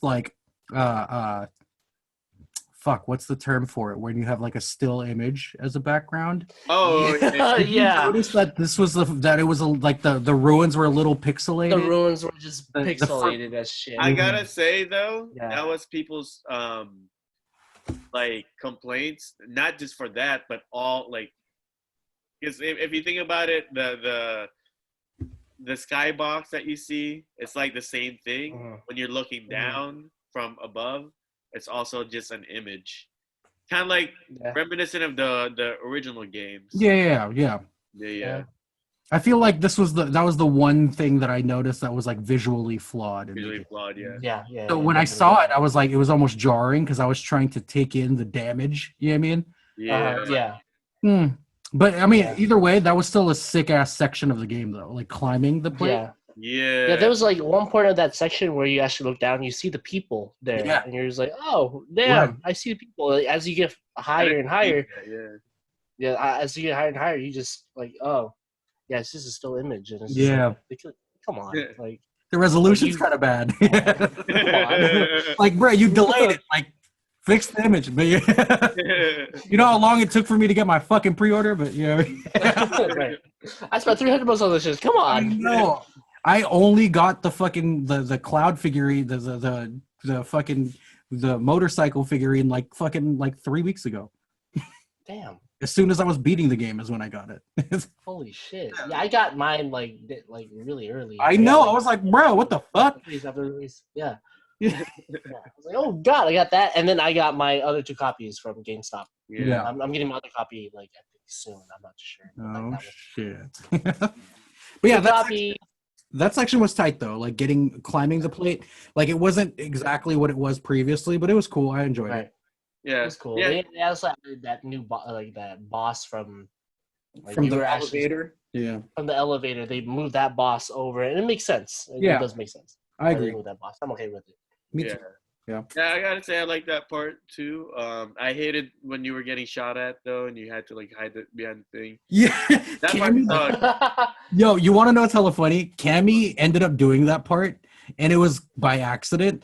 But she has like PTSD memories of the original game when you're in the Shinra building, and you have to like hide behind the statues, and then there's you hide behind the statue. Oh yeah.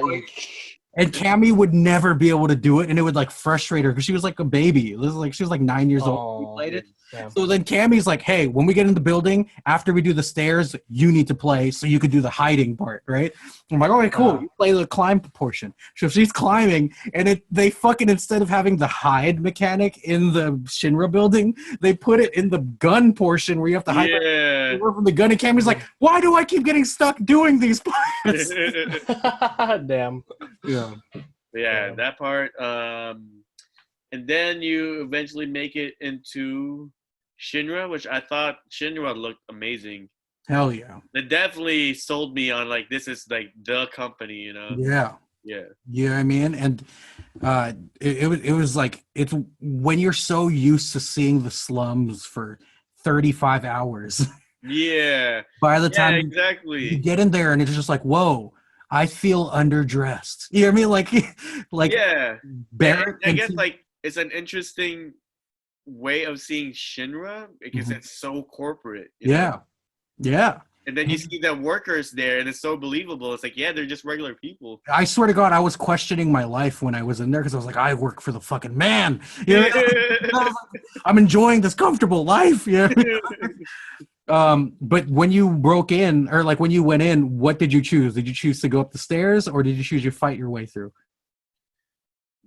I didn't even know there was a choice.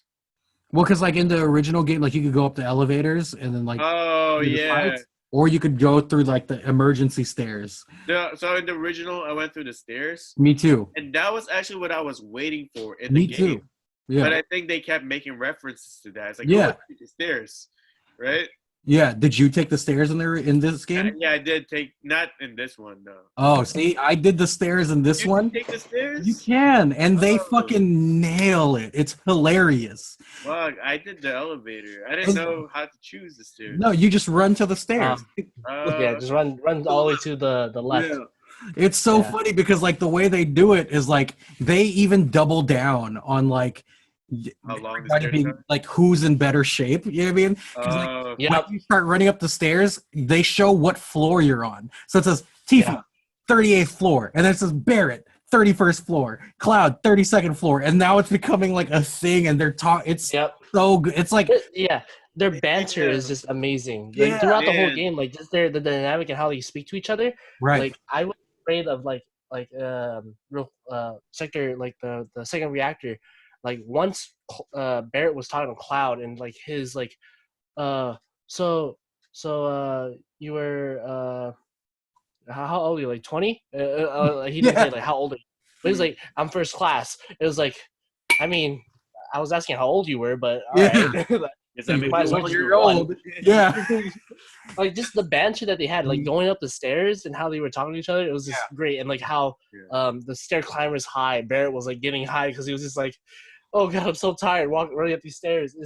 Oh man, the banter. Then he that starts they had, singing that dynamic. song. Yeah, Oh my holy god, shit, man. it was just perfect. Like Man, I just missed how out. they. I definitely, I Yeah. think we'll have to play the hard mode then. Yeah. Mm. I think we're all gonna. It's too good. Yeah, I'm going but to. I gotta say that was the thing I was waiting for in the original. Because even with the original, I didn't know you could choose. I Really? always climbed the stairs. Yeah, Oh man, yeah, I you can remember choose. Mhm. doing the stairs. I was like, "Holy shit! Like this is all just stairs." You know? Yeah. Yeah.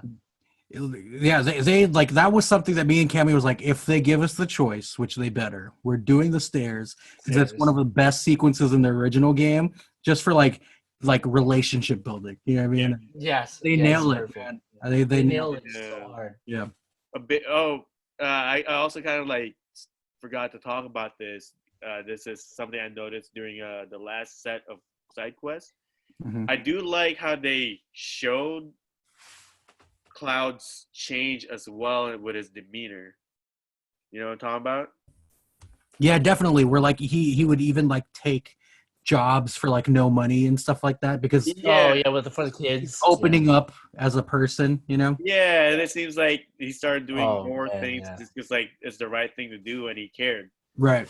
And then when finally like when they climb up to the towers, you see that change between him and Barrett too, when they're just like they're Oh, broke yeah. now. Yeah, they're bros. Yeah. And I think they did such a great job there because he actually like cared about their friendship. Word. You Exactly. Right. I think all of that comes to a head in the stairs scene, though. Like, know? Yeah. Yeah. Mhm. the way Cloud and Barrett talk to each other in the stairs scene, that's when you're like, Yeah. they're boys. You know what I mean? Yeah, they're boys. It's like, shut up and keep climbing. It's like- Yeah, man, it's so good. But yeah, Yeah. so I really enjoyed the Shinra part. I like the presentation when they were showing like the history and stuff. Yeah. Oh, that was amazing. Holy Yeah. I cow. was so like I was kind of freaked out. I was getting like Detroit Become Human vibes and stuff like that. Yeah. Yes. Kind of like freaked out during that part. I was like, oh my god, they are the man. You know what I mean? Yeah. Oh my god. Like, oh, just like the technology that they add in there, like how advanced like they are. Like you really felt that. And Yeah. it was just like like comparing it to the slums to this, Yeah. like you definitely see like Huge. how far like other people. It's huge. Word. It's- And then And, also like- and then also that sequence, what's so cool about the sequence, it's something that might have been lost on us in the original game, was how like Tifa kept bringing it up. Like they're like, this is too easy. Like right. in the original game, you don't get the sense of that. You're like, oh, I think, there's just a big meeting and that's how we're slipping through. In this one, Tifa was like, I think this is a fucking setup. You know what I mean? Like throughout the whole thing. And then they double swerve you with how they develop Mayor Domino. Yeah. Yup. mayor. The original, he mayor. just like was like just say like what's the password and I'll give you something. Yeah. And then this one he's like, I'm the informant. I'm the guy. Yeah. Yeah. I got 'Cause, you. I got. Right. Like in the original game, his motive was like, they fucking just make me a paper pusher. So I want to get back at them. Let me help you get this card key. In this one, they're like, no, Mayor Domino's an inside man. Like, that's sick. You know what I mean? Yeah, it's so sick. I love it. I love that how they added that in. And it's just like, it just puts so many layers of like how like the Shinra like works. Mhm. Like there's some people that are out for their own, and some people just like, I hate this shit. You know, like I want to like, why do they make me this? I'm actually supposed to be like a mayor. I'm the guy. Right. Yeah. But that's where it kind of deviates too, right? Because like in the original game, it was a setup for show, and they get captured by Rude in the elevator, and they go to jail. And then it's only when Genova gets out and starts fucking like killing everybody that they get out of the jail. You never get caught in this one, right? I don't think you do. No, you don't. No, you don't. Your caught moment is being with Aerith in her room. Right. Yeah, the caught moment is just like Cloud passed out and you guys just took some time. Yeah. But that's also the moment where you see the premonition, which I don't think was in the original either, right? Because you go into the simulation, they explain to you what the Asians are. Which did that happen in the original? Them explaining that? No, you get somewhat of a breakdown. Like the first thing that happens in the original is Cloud sees where Genova's being held captive. Then he goes through an episode, and then you go to Hojo right away. You know what I mean? Yeah. Right. You do listen into the meeting where they're talking about what they're gonna do to Aerith, like how to get. Yeah. So like, Hojo somewhat explains it indirectly by explaining it to the meeting, but you don't get a premonition out of it. You know what I mean? Like, so yeah, there's that. What do you guys think about that though? As far as we're starting to get into the territories where like I'm starting to get worried. You know what I mean? Yeah, I see what you're saying, and I felt like that part too was like, was it too spoon-fed? Would you say? Yeah, too soon of a revelation. Yeah, I think it's a little too soon, but I think the reason why they're doing it too soon is because they're about to go into this whole new thing. You know what I mean? They're about to change shit. Yeah. So can you elaborate on your question a little bit? Well, because like when they showed that premonition stuff, do you like that they showed that? Because for me, I didn't get too far into the game, right? And all that information that they've shared, I appreciated because I didn't get to that part of the game. And now it's real to me what Aerith is, what the ancients are, and stuff like that. So it's very informational. But my question is, do you think that was too soon? It is still just Midgar section. I'm up and down with it, but I think I'm like 80% like more like, okay, this is good, because in the original they didn't really touch up upon it until like almost like late game. Yeah. Like you start learning about it, Ifana. Like you can go to like the ice lock up in the North Crater. Yep. Yeah, and you learn about like ancients and what they are. Like they give you a little bit of backstory, this and here.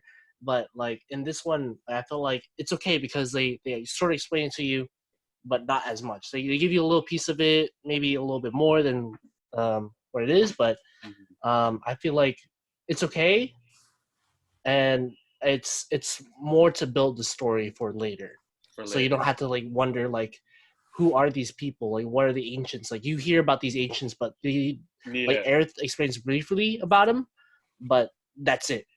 And then like later, if you want to like explore the lore, you can go to Icicle Town, learn about Ifana, Dr. Gast, and all these other people.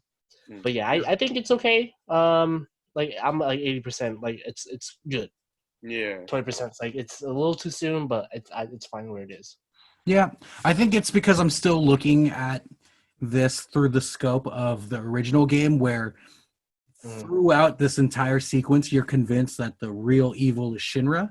When you find out later that Shinra is not good, but they're not your real enemy. You know what I mean? Like, the original game makes you work for these revelations a little bit more.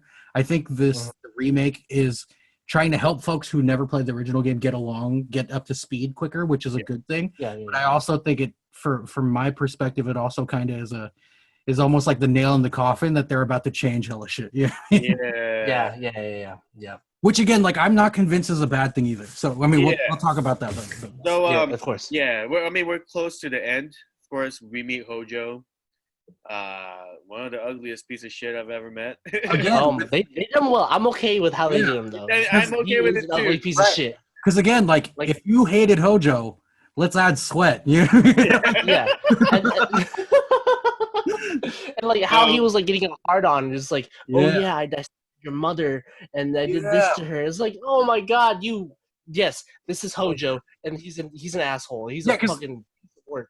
Because let's be honest, in the original game, like Hojo's up there with Genova with being the worst person in the game. You know definitely, definitely. Like he fucking like killed people, like made sure like jumpsuits were cleaned up, and like dissected, experimented on everybody. Yeah. And like in Dirge Service, like that whole like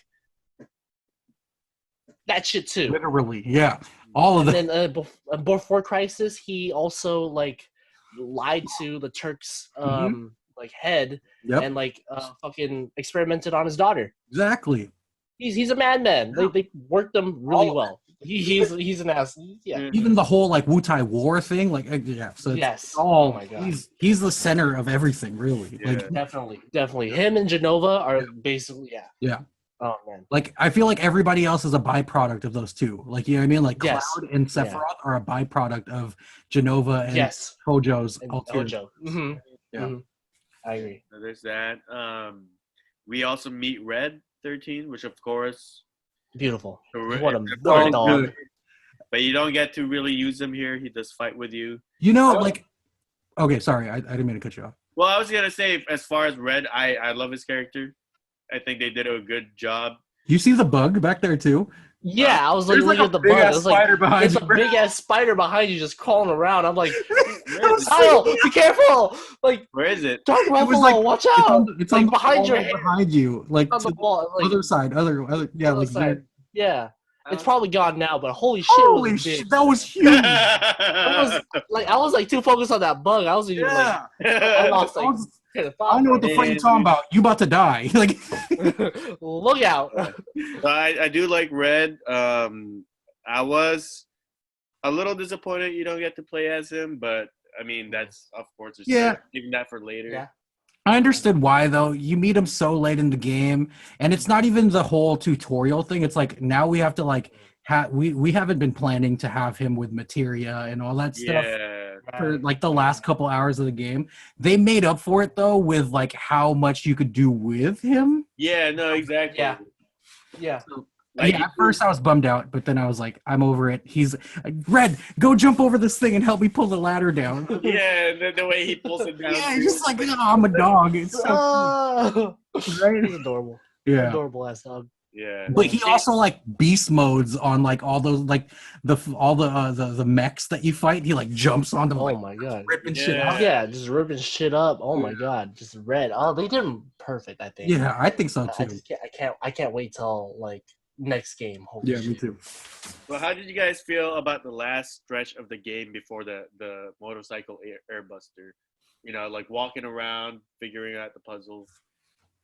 I actually like the Hojo spot. I loved that because like they brought back like a lot of fan service stuff, like the PHS system. You know how much I love PHS. PHS. Right? Yep. And then but like it was cool that like we were able to feel like we were using everyone because Aerith goes away for so long, and even in the original because you're not locked into anybody except for Cloud for the most part. Yeah. You could easily just let all the other characters just sit. You know what I mean? Yeah. And I love it when games force you to use the entire party. Yeah. And, it was cool to see like the different combinations of teams. Red sometimes is with Aerith and Tifa, or sometimes he's with the homies, and then you keep switching, and then you guys, you know what I mean? Like it felt good. Yeah. And then all the enemies you were fighting were like from the original Shinra building, like the different types of robots with the hammers and the fucking so the ones that popped up were like mechs and shit. Right. Yeah. So I actually really enjoyed that last part of the game. Yeah. I actually also really like how they included like the Hojo's like lab. Yeah. Like that portion was like not added. Like Dirge of Service That's like true. touched on that. Yeah. They touched on that in Dirge of Service, like Vincent Valentine's like story. Yeah. And like how like he was like making all these like extra soldiers and working on different projects. And they even talk about like these different professors working on different shit and how they were, you know, all this other stuff. But anyways, like just I loved how they added that, and that in itself like just shows how much attention to detail they're like trying to put in like story wise. Right. It's amazing how they like did all this. For sure. Yeah. And being a diehard Resident Evil fan, I have a soft spot in my heart for Endgame underground labs with weird things in Oh, it. Really? So like hey. So yeah, from there, so basically from there you go into the Airbuster fight, right? Which is the motorcycle. Motor. No, wait, we're skipping the part where Fight Sephiroth Genova. you fight Genova. Oh which- yeah, you fight Genova. Yeah. And they actually play the Genova fight theme. Oh, the fight theme's so good. It's so good. I get goosebumps every time. Oh, was man. that was I've been before trying to learn that shit. was that after you see President Shinra? That was right before. Or actually, yeah, that's after you fight Shinra. Yeah, I've just seen Shinra- it. Because, like, Shinra gets killed. Oh yeah, in so the original, Shinra. he's already dead. Yeah, so I was gonna say that's also a deviation. Would you guys like the way they killed Shinra here? It's kind of a deviation, but not much. It's the only difference is like Right. you're present when he gets killed. Because like Yeah. Right. Genova kills President Shinra with Sephiroth's Masamune Yeah. in the original game, but that just happens off camera because you get captured Right. and you're in jail, Yeah. and then you wake up and all of a sudden you're not locked in anymore and everyone's dead. You know what I mean? And then you go up, President Shinra dead. In this Right. one, you go up there and President Shinra gets killed by Sephiroth / Genova. Yeah. The only difference is you see it. You know what I mean? So Yeah, but did you like seeing it better, or do you think the other one was more impactful? I like seeing. Okay, maybe I'm like in the middle because I remember the first time, and this I have to go back to 1998, the first playthrough I did of Final Fantasy VII with Queen Noelle. I remember the first time that happened, I was like, wait, what? He's the main bad guy. Yeah. And you're just like, wait, he's not actually the main bad guy. So I remember that was like a Right. pretty big revelation for me. But in all my playthroughs after that, I always wanted to see how it was done. You know what I mean? Because like, Right. because then like Sephiroth would have something to say to Shinra, but then knowing that it's actually Genova, I don't know. So I didn't have a problem with it. Yeah. It was what happened right after that I was like, what the fuck? And that's How about when Barrett dies? yeah. Yeah. Yeah. Okay, so I Yeah, guess that's yeah. also a revelation we got with the Whispers. Yeah. Is that they're basically guardians of the destiny, Yeah. guardians of the demon. It's us. It's Yeah. it's us fanboy purist Yeah. fuckboys. Yep. Yeah. That's exactly what it is. So, Yeah. and we'll talk about our opinions there in a sec. We'll just get to. So we see that there's the ready. Barrett death, and I was like, what the fuck? Dude, ask my parents because like my parents, we moved into a new apartment with them. Yeah. So like the gaming section is different now, right? Where me and Cammie have our games is like in the dining room that feeds into the living room. Yeah. So everybody was in the living room, right, watching a movie and playing Scrabble. Me and Cammie's in the dining room, which is essentially the same room, playing this. And then when Barrett dies, I'm like, no! And I'm like freaking the fuck out. I'm like, this is bullshit. And my parents raising me, they know how much I love Barrett because I had his toy, I had his poster on my wall. Right. My dad comes over, he's like, Barrett died? And that's when I knew. Oh my god. That's when I knew this game is bigger than just a game. You know what I mean? Definitely. Yeah. When my dad runs over and he's like, what the fuck? Barrett died? That's when I was just like, yeah, what the fuck? And then in that moment, I was so angry. But I was also so amazed that something this old, like a piece of game, like a story that was like 20 Yeah. years ago, 30 years ago, Definitely. could still I know what you're saying. incite such a reaction from me. Yes. So that's why I'm cautiously optimistic for any potential changes because like Yeah. I would hate for it to change, but I also will be thoroughly entertained. You know what I mean? So like, Yeah, like I feel like they did get their point across to you because you felt like, holy shit, Barrett died, and you had that reaction. That's what I think. That's what like Tsunomura and Katase want. Yeah, they want you to react that way, and you definitely did. Yeah, and I was like, for sure, I was just like, wait a minute, what the fuck? Yeah. Barrett doesn't die in the original. Like, what's happening? And then they brought him back to life. I was like, these whispers are. Yeah. I'm just saying they're plot ghosts. Right, They're exactly. definitely the plot ghosts. They're literally, and then like the fact that Red goes, "This was not the death fate had for you." You know what I mean? Yeah, It's right. like- Yeah. You know what I mean? And This is not in the original disc. right, like This no, is this not is supposed to not be what happens in happening. the original game. You know what I mean? Right. Right. But then like I start to think about it too, like as a plot device. I wonder how many people missed this because they're all like, there's no way. Barrett's not gonna die here. And they bring him back to life and they're like, see, Barrett's not gonna die here, and just keep moving on. Whereas the rest of us who's trying to pay hella close attention, we're like, I see what you're fucking doing. I don't know if I like it, but I'm gonna just let you do it. You know what I mean? It's like getting your asshole licked for the first time. You're just like, I know what you're gonna do. I don't know if I'm gonna like it, but I'll just let it happen and I'll make a decision from there. You know what I mean? Oh man. Yeah. So, was there anything else you guys want to say about the Genova fight, or? Good fight. Amazing fight. I love that boss fight. Yeah. Yeah, I love that boss fight too. In the original, you don't really fight Genova until the boat scene, but like having to fight like Genova here was dope, and the music dope. Yeah. Fucking, I got goosebumps like thinking about it. Like, It was despite so the whole cool thing, Right. Yeah. And it was so cool that they made you work for the song too, right? Because the first part of the fight, it's like kind of a remix of it, and you're like, okay. But then when it starts really going down and it's like shit starts happening, and you're like, oh yes, let's do this, bitch. Yeah. I was like nerding out over that. You know what I mean? Like, definitely. Me too. And can we just like take a step back and see like this is how good the original game is, that we're almost 30, and when just a song starts playing, we start going, oh my God! You know what I mean? Like, I turned up my volume for that shit. I was like, yeah, let's go. Amazing. If that boss fight wasn't so good, I would have like just gave the control to Cammy and just like had a moment because of the song. Like, that's crazy. Right. But yeah, nothing. It was a great boss fight. It was the placement I thought was good. If you're gonna do a Genova boss fight, that's a good place to do it. Perfect. Yeah, perfect. Definitely. And then that's also when, after they beat that and they were trying to escape, that's also when they show you that scene. That's what were you trying to say? I thought we were going to the boss fight after that, but no. Keep talking. No, yeah, Rufus. The scene when Rufus. Okay. Oh yeah. So you are skipping it. Rufus is such a dog, bro.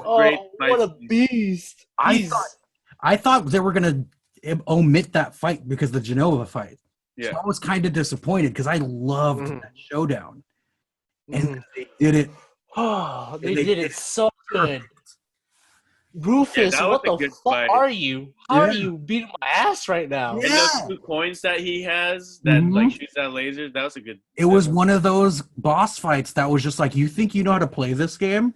You don't. You know what I mean? Just you fucking do not. Yeah, man. See, to me, that's Rufus. When I felt like that felt like the Reno fight that you guys fought when you first fight Reno. To me, that's how I felt when it came to Rufus. Yeah. Where I feel like, okay, this is throwing me for a spin, you know? Like, I need to, like, change my tactics here. Right. And just I can't. I don't care, like, how Nomura his character design is. I love his new look. Like, he looks fucking like a badass. Like, what the fuck? Sure, like, his whole coat is belts, but this is a Nomura game. Like, why am I okay with you beating my ass? Like, why do you look so good doing it? Like, I love the part when he escaped with the helicopter. Yeah. Oh, they kept it true. They kept it true. They kept it true to the original. Because that's how it happens. Did you get to that in the original? I got up to the part where like Cloud is in a coma. Is it a wheelchair? Oh, okay. So you definitely got to that. Yeah, pretty far. Yeah, I definitely played that part. I didn't remember the Rufus like fight in the original, honestly. Oh my God, Rufus! This time it's much more memorable, I think. Yeah. Yeah, it was awesome. The one fight I didn't like though, or I was talking about like, okay, when they escaped, right? They showed you that video, and immediately that's what kind of gave me goosebumps because I remember that scene when they get into the car. Yeah. You know? So there's that part. Cloud uses his motorcycle. And, they escape. Breaks out through the window. Yep. The one fight I didn't like though was the airbuster. You mean the motor? The motor. Oh, yeah, the motor. Yeah. Airbus like that earlier, actually. Yeah, the motor. The motor. I thought they were gonna omit it because again, like this is supposed to be the last part of the game. Like I knew this was coming. You know what I mean? So when it still happened, I was happy because it was like because I knew this wasn't going to be the final boss. There was no way this was going to be the final boss. You know? Yeah. It was like a one last change up. before we get into the fuckery at the end. You know what I mean? Yeah. I was okay with it. It wasn't like a game changer or make or breaker for me, but I didn't like mind it per se. Yeah, to me, I think I just died a lot at that section. Well, that, I like failed a couple times. I will say I did it in one try, but I literally had like this much HP left at the end. Yeah. I did it in 2. Mm. Real quick, I did it in 2, and like just my opinion on it. I like how it was different from the original, because the original you sort of just stopped the end, so it made sense while you were fighting it. That's why I liked it. Yeah, agreed. Yeah. See, I just like, I think in the future I don't mind the motorcycle fights, but I hope that they open up. They have more to do in those fights. Like you could actually charge ATBs. Yeah. And it will be an interesting thing. You're in a motorcycle, you can move around, and then that on top of it. That's true. I could see that. Yeah, that makes sense to me. Make it like into like an actual fight. Right. Yeah. Just like at the same time when I was playing that, even though like I had to, I failed a couple times. You still had the option to restart from this part of the fight, right, the battle. So it felt very consequential in the end. That's true. It's like, okay, it will just let me get through it anyways. There's that, but then we make our final stop, and that's when you're about to fight Sephiroth, right? So I think this is kind of where I want to talk about, or we could either talk about the whispers now, or do that after we talk. Let's do that after. Let's just like touch upon, like, I think that we should just touch upon like what happens. Yeah, what happens? Okay. We'll talk about like our theories and shit after. Yeah, I agree. Yeah. So basically there's a portal, and then they ask, what is that? And Eric's like, it's absolute freedom, whatever, right? They walk in. Freedom for you, Tetsuya, and Yoshinori. The developers. Those 3 whispers, right? And I love that fight, actually. I really like that fight. I don't have too much of an opinion on it because Cammy did it, because she was like, you're gonna have to do the Sephiroth fight. I'm like, how do you know there's a Sephiroth fight? She's like, there's gonna be a Sephiroth fight. I'm like, okay. So like I watched her do it and it looked fun. I loved how it kind of felt like when you fought Bizarro Sephiroth in the original game, because you could potentially have multiple parties and stuff. So it was a nice little callback to that, and I loved how much Red and Barrett would like focus on the big guy. That was cool. Yep. But yeah, I thought it was a good fight. Yeah, I didn't do it though, so I don't have too much. Yeah. So there's that. What did you think of Confetti? How did you feel about that fight? Did you? I liked it. I was a little confused of why that fight was happening, but once after like I read some shit and I put pieces together. Yeah, I know you have like some info about that. Yeah, I understood like why that fight happened and like what they're doing with the story. Me too. Like sort of, and like, yeah, I'm okay with the fight. I'm okay. The fight was dope. Everything about it was dope. The Harbinger was, of course, Bizarro or Genova. Right. But yeah, the whole fight was great. And then the Sephiroth fight after that was sick as hell. Yeah. Holy shit. Like, it was a callback from fucking Sephiroth and Adventure and like calling the fucking guys and shit, just throwing it down on you. It's like, holy shit. This is happening already? Like, what the fuck? Why am I fighting Sephiroth? Like, this that whole fuckery. You're just like, what the fuck is happening? Why am I doing this? Why am I fighting this? This is not happening. That like, you're like, just that emotion that I feel. It's just like they got me to feel that. Yeah. Good job. Exactly. Like, I'm okay with it. Word, like I think in a vacuum, I was so happy that fight happened because I got to do it. Right. In a vacuum, and like the fight itself was badass, and like how. Like the affection mechanic comes in, and depending on who you're leading towards, that's the first person to join you in the fight. You know what I mean? Like I got Aerith first, of course, but I've seen like Eurogamer, they do it, and then Tifa comes in first because they like gear everything towards Tifa and shit. So like in a vacuum, I loved that fight happened. And again, I'm a huge Advent Children guy. He threw the Shinra building at it. Like, come on. Yeah, all we're missing is fucking Yuffie and Sid and Barrett throwing Cloud, and then fucking Zack doing one last push, and then Cloud doing it for my dead friends. And you know what I mean? Like that's the only thing. Let's do this. I got goosebumps just saying that. But I'm cold. You know what I mean? So like that was cool, but then also just like narratively, I'm just like, oh, this would have been so much. This would have been the payoff at the end of this entire experience. You know? Yeah. And like they even do a callback to the scene when after you beat Safer Sephiroth, right? And then after that, it's just Sephiroth versus Cloud, and then Cloud goes through that vortex, and then after that, you use Omni Slash, and it's over, right? Like they did a callback to that, so I was just like, right. This has to mean something that we're getting this now. You know what I mean? And that was like, as much as I was happy that I was doing it in a vacuum, I also knew that like, fuck, this means something for the future. This is it. Well, if you think about it too, during that fight or like during that whole sequence, right, while they're fighting, Cloud was getting flashbacks of things that haven't happened yet. Yeah, of the ending of the original game. Yeah.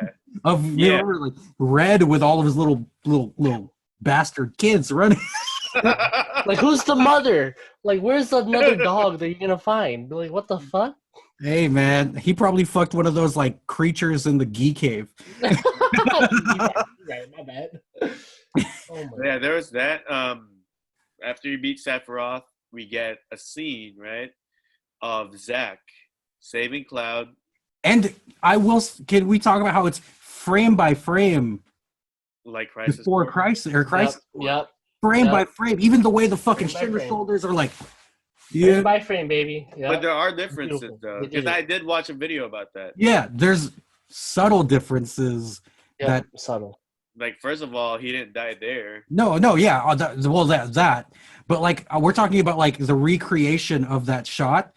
All of the blocking, the placement of the soldiers, exactly the same. Yeah, exactly the same. Yeah, like he dies there though. Yeah. But I'm saying, in the original, I think we're saying the same thing. He does get shot in the back. Yeah, like him like Cloud walking past him and like Zack pulling him, like that moment in the original like game, not like Crisis or anything like that. He gets shot in the back and dies. So like we can't really interpret that as like him living or like as being alive. Right. As we're gonna talk later, another timeline. Yeah. So well, we're pretty much at the end of the game, so we can start talking about all this changes, all the theories we have. But so far, the biggest theory, which seems to be correct, is just that there's multiple timelines now. Because of course, we've been talking about the plot goes about how they're trying to keep the game story, tied to the original, right? And after the end of this game, it's telling us the unknown future or something like that, right? So they basically, I'll put my opinions here now. As far as the plot goes, I didn't really like them. I don't like the one. Like they could have done it different, I think, for me to like it. But to me, I just don't like the whole meta aspect of it now. Now that there's the original game and there's the remake. And it feels like they're both aware that they exist.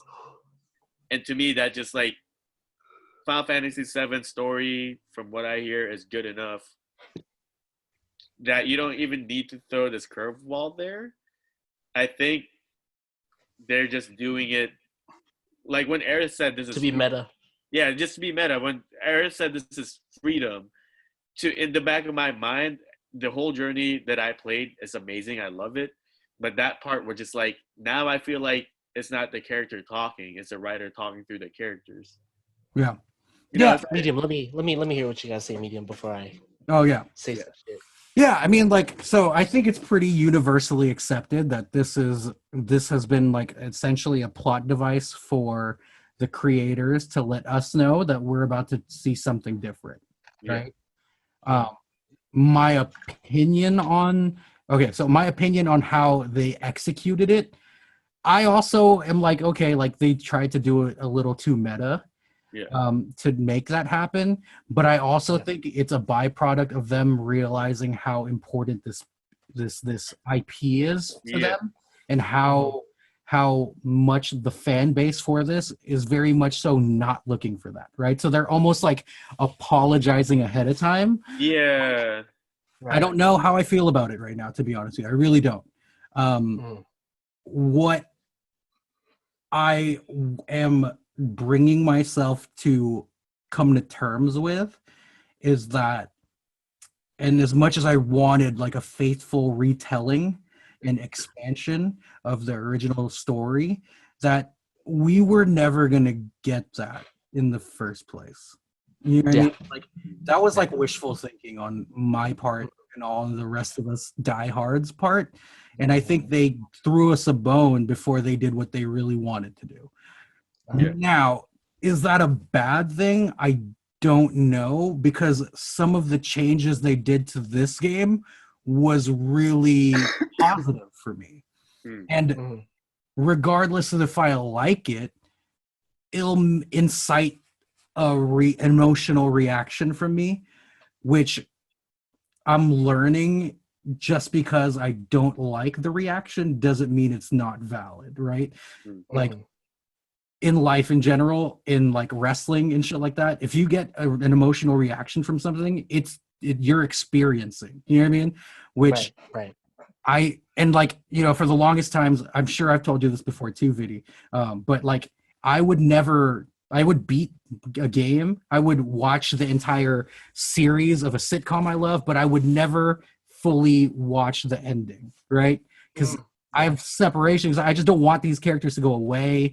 And like I'm somebody where like things always need to keep happening. There should never be an end to anything. And you know, as you kind of grow and like work on yourself, you kind of realize endings are so necessary because it forces everything else after that to be better. And that's like a quote I stole from Childish Gambino about like why his next album, or this album, I guess is his last album or whatever. And maybe that's just probably what I need to accept here, that like Final Fantasy VII, as much as I love the story, and instead of getting a sequel, I would rather them just tell the story again. It's like it exists already. I could just go. I should just go play the original game. This is about to be a new experience, and I need to just be on board with it, regardless if I like it, and just make that decision after you experience it, you know? And maybe that's more meta than I want it to be, because like my knee-jerk reaction is like, fuck, you were doing this perfectly until the end, and then you fucking pulled the fucking rug out from under me. But like, I feel like that was already in the back of my mind the entire experience, and the reason why I loved this game so much was I was expecting them to do this to me the whole way, and they did it until the end, and then now I'm like, fuck. So maybe that's like the genius of this game, maybe.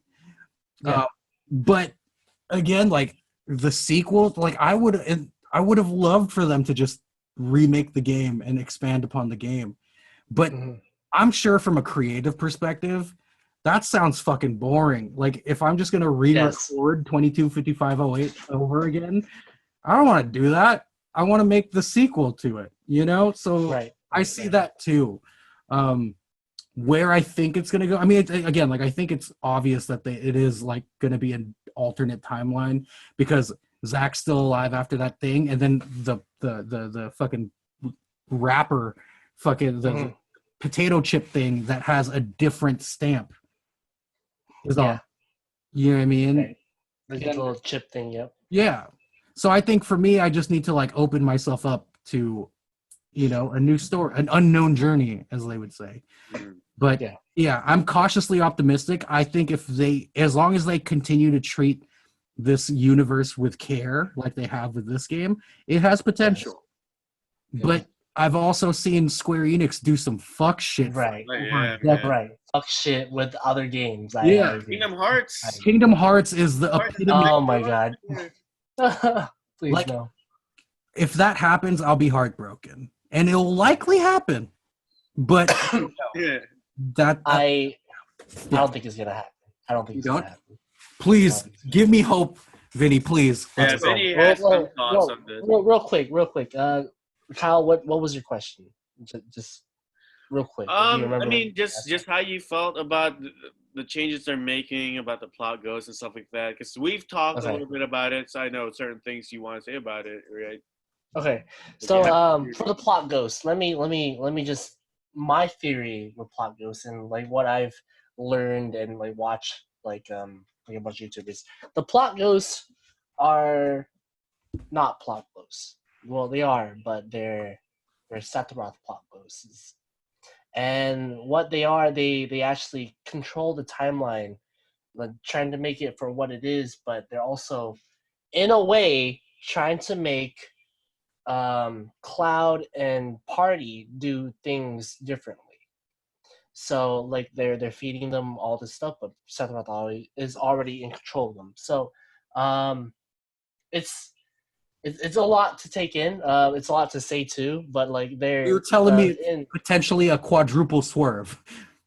It is, because the three whispers you fight are who? Who do you think they are? One's with fist, one's with a gun, and one's with a sword. Yeah, that's you first think yeah. You first think who? Who do you think it is? Let me hear what you got. I mean, initially you think it's fucking Cloud, Tifa, and it's not Barrett, but it's not. It's in the Advent Children. It is KADAJ, the three YAZOO, right. and LOZ. Yeah, because they do everything the same as them. So the Sephiroth that you are seeing right now is God Sephiroth from Advent Children, and he had enough power to go back in time to try to change things. So everything that you're seeing right now is controlled actually by Sephiroth. Like the ghosts and things, they're that are plot ghosts in a way, but you're actually like Sephiroth ends up taking them back in. And I believe in Advent Children as well. You fucking you see the plot ghosts. Yeah. You actually see them, and you're like, wait a minute. You're like, oh, this is fucking Geostigma. Yeah, it's Geostigma. No, yeah. This is gonna be crazy once I get like further into this, but like these are all Sephiroth remnants, and the Harbinger, of course, is like Sephiroth. It's Genova and Sephiroth, and you're fighting Sephiroth. Sephiroth, like just as a theory, Sephiroth wants you to defeat Destiny so that everything that happens in the original doesn't happen. Oh my god! You just everything is changed. Have you seen Advent Children? A long time ago. I didn't really get it. So I always had like I was talking to Cammy and I was like, they kind of remind me of like Sephiroth's triplet sons from Advent Children, and then after that we were just like, yeah, maybe, I don't know, but that makes if this is the truth, and then their elements are the same as well, right? And then not to mention that in the fight, they actually become Bahamut, which they summon. Yeah, in Advent Children. Get the fuck out of here! Let's fucking go! Wait, so there's now an extra layer of meta where now we're gonna so many fucking layers. We now, and I'm okay with this. This will make you okay.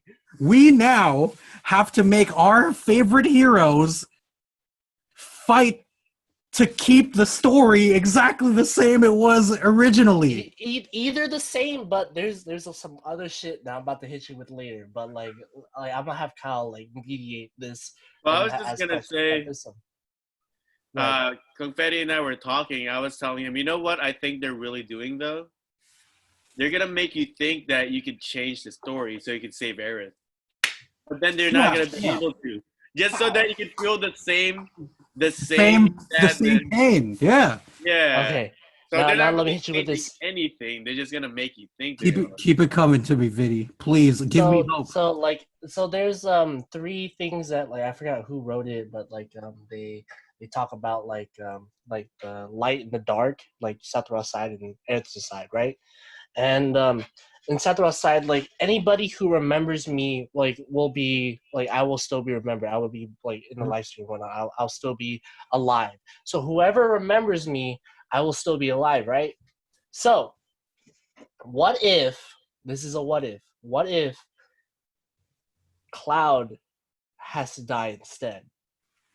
Because he's the one that's he's the Horcrux that's keeping Sephiroth alive, and Aerith is actually supposed to be the one that lives.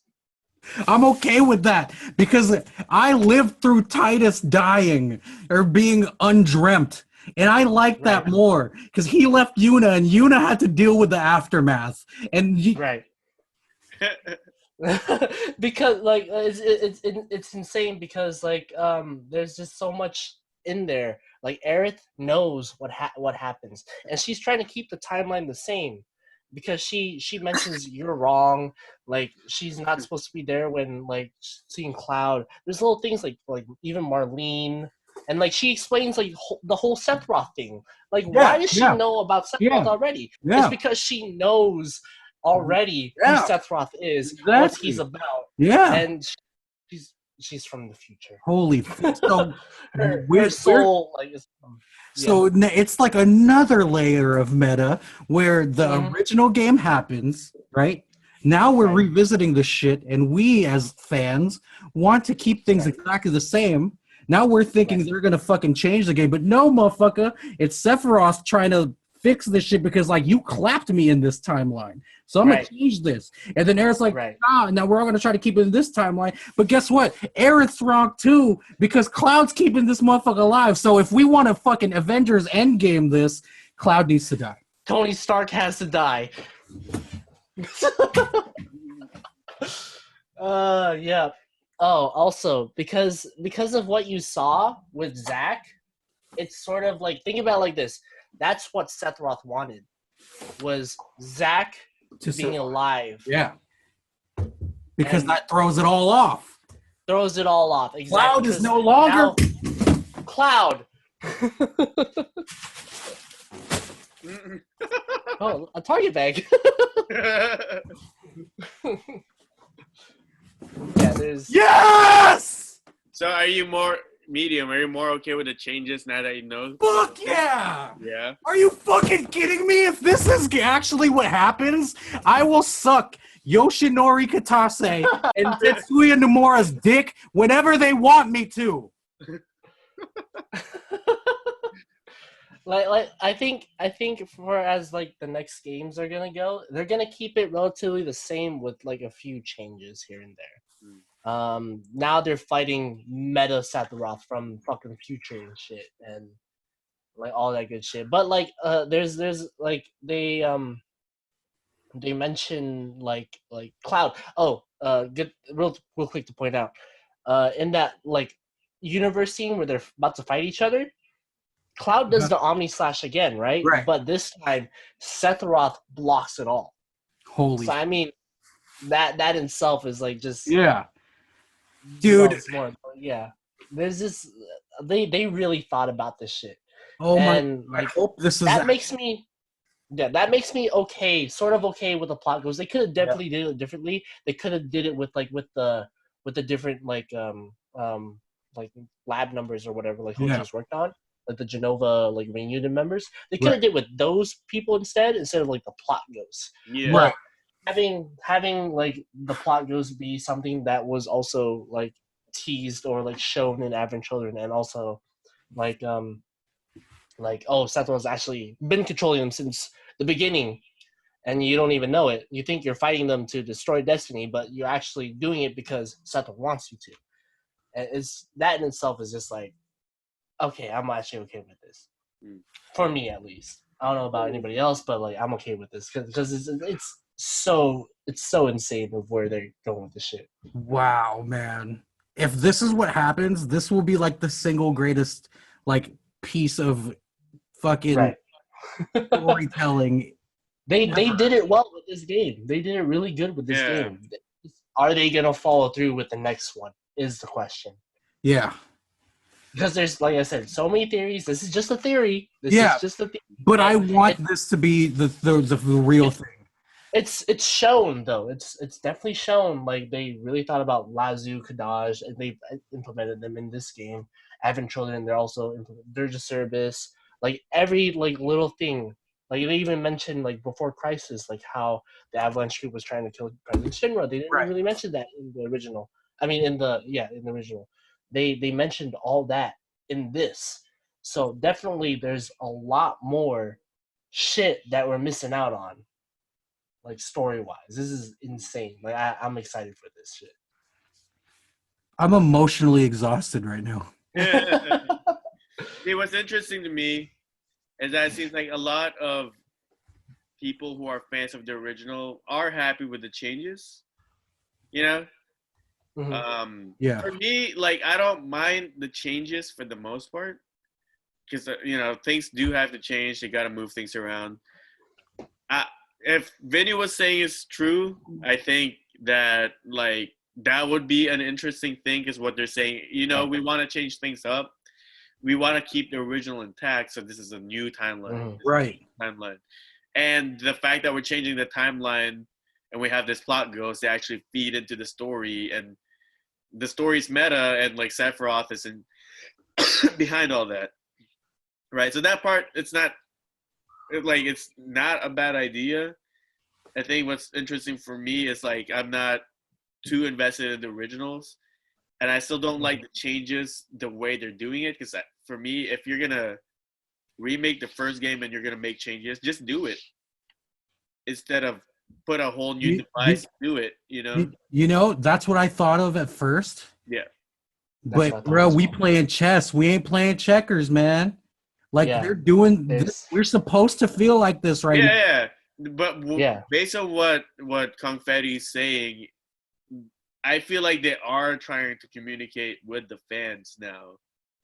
It bothers me when characters start talking, like saying what the writers are saying, or the writers are talking through their characters. That just kind of bothered me, Yeah, but of course you're entitled to feel that way. No, yeah. But it seems to me at least that hardcore fans are okay with it. Yeah, because I feel like there's just. I'll say that give me some like feeling of security at least with what they're doing. That they know what they're doing. I think it's mainly because like they understand that to hardcore fans, there's no other way to do it. Yeah. Because we are fucking like the worst. Like we, as much as we are the best type of fans because we keep the IP relevant, we're also the worst type of fans because we refuse anything that is different from what we're expecting. And like the best way to do that is to like beat us at our own game. You know what I mean? Yeah, because like they're making us think about like what's gonna happen next. Yeah, they know that in itself. We're like even if we like hate it, we're still gonna question like what are they gonna do next? Right, like why? Even if it's not that reaction, right? It's still like we're still having the question. Right, like why am I so arrogant? And this is a genuine thing that I've just realized about myself. Why am I so arrogant to not realize that the niggas making this game, as they're making the game, they're thinking about how this happens next. You know what I mean? Like they know that I'm thinking this.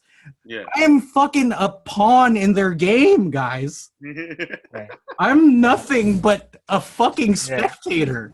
You know what I mean? I've dedicated 20 plus years of my life to this game, but I have no impact on what the fuck is happening. You guys, like, my world is crumbling around me right now. I'm excited, dude. See, I am so happy you're here. I got you, man. Because there's so many. Yeah, go ahead, please say what you want to say. I've been low key mourning since the game has been done. Because like similar, like how I'm like obsessed with the TV show Community, and how right now they're all like coming back together to do table reads, and there's like this one podcast where they did like a Zoom chat with every single member of the cast, and when that ended, I was like, I had a genuine feeling like I'm not going to be able to talk to my friends again. You know what I mean? Like, you know what I mean? I was like, I felt that. And that's how I felt when the 7 remake was done, because I was just like, damn, it's done. And now they're going to do something different. I'm never going to get to talk to my friends again. You know what I mean? Like, I'm going to, there was like that finality. It felt like the thing that I've been trying to avoid my whole life. You know what I mean? Yeah. And I've been kind of mourning, but also appreciating that, like, hey, man, sometimes you gotta be sad. And then you come along. I got you. Yeah, because like this game is definitely gonna make you think. Like how they did it and how they set everything up is gonna make you think.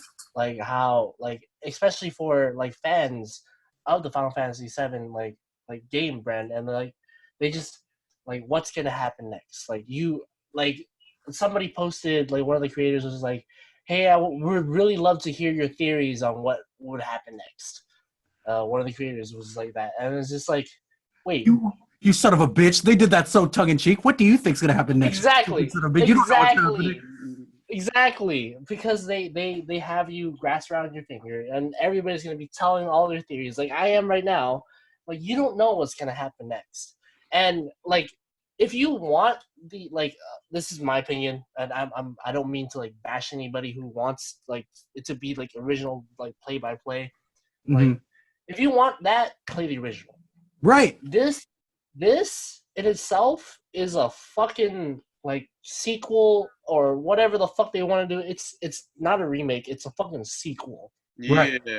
To Advent Children. Yeah. And fall like Bro. from that to here, it's a fucking sequel. The funny thing is, I'm telling you, like we had a hunch, right?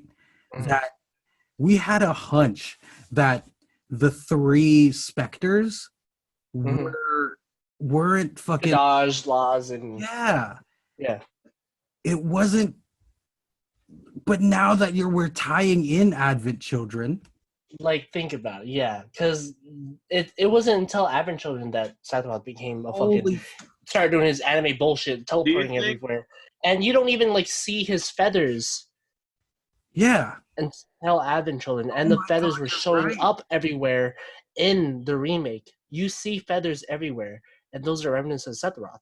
Do you think that they're changing things up because there's like all these other great like other works that came after 7, and do you feel like they need to put it together, or they just wanted to? You know, like I'm saying, like if a Dragon Ball Z came out and then Kai came out, that ends up not being canon, right? Does Final Fantasy VII story is it all canon? Is that why they had to do it like this? I mean, Red 13 says it in one of the flashbacks. He said like something along the lines that this is what would happen, and you see him with his children, but that's what happens in the original, right? So it's safe to assume that's actually the bad end. Yeah, because everybody's dead. That's what Sephiroth wanted. Yeah, was to cleanse the like world of humans. So with that being said, is just you understand how much this rocks my world, because the original game that I've dedicated a lot of my life to is nothing more than a fucking plot device for the greater. Well, it's like if you think about it, this game we just got is just like what 6 hours of the original game. Holy God! Yeah, it was only like 4 or 6 hours of the original. Like this portion, 52 hours, like 4 or 6 hours expanded to 52 hours, and the original isn't even the real game. Oh, what the fuck? Are you guys seeing my screen? This is me right now. You see this? I see this. Yes. You've broken me, Vinny. You've broken me. I'm sorry, sir.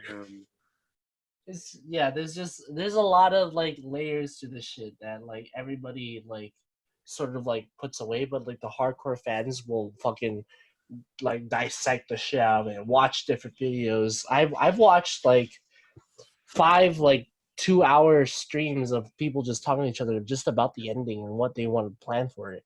You know what? I am so happy that I took the approach of, and I do this for our music reviews as well, right? When we do our list, I've been taking the approach of I will not watch anyone else's reviews until I give my personal opinion out first, so it's unsolved, right? I'm happy I took that approach, because if I would have, because I am definitely the type that I'm going to watch 1,000 video essays about anything, right? Yeah. And I probably wouldn't have given this reaction here, because I probably would have watched it already and then would have tried to present that idea as well. Yeah. But Vinny doing all the research and then putting it all together in his theory before I would go out into the wilderness. Because I'm telling you, I've been warning. I've been trying to avoid shit about Yeah. 7 Yeah. until I did this because I wanted to give you how I really felt. And now I'm going to you're not going to probably hear from me for the next few days. Like I was telling Dark Ruffalo over here, like just a little few things here and there, like, oh, this was happening because of this. Oh, this is KADAJ, LOZ, like blah blah blah blah.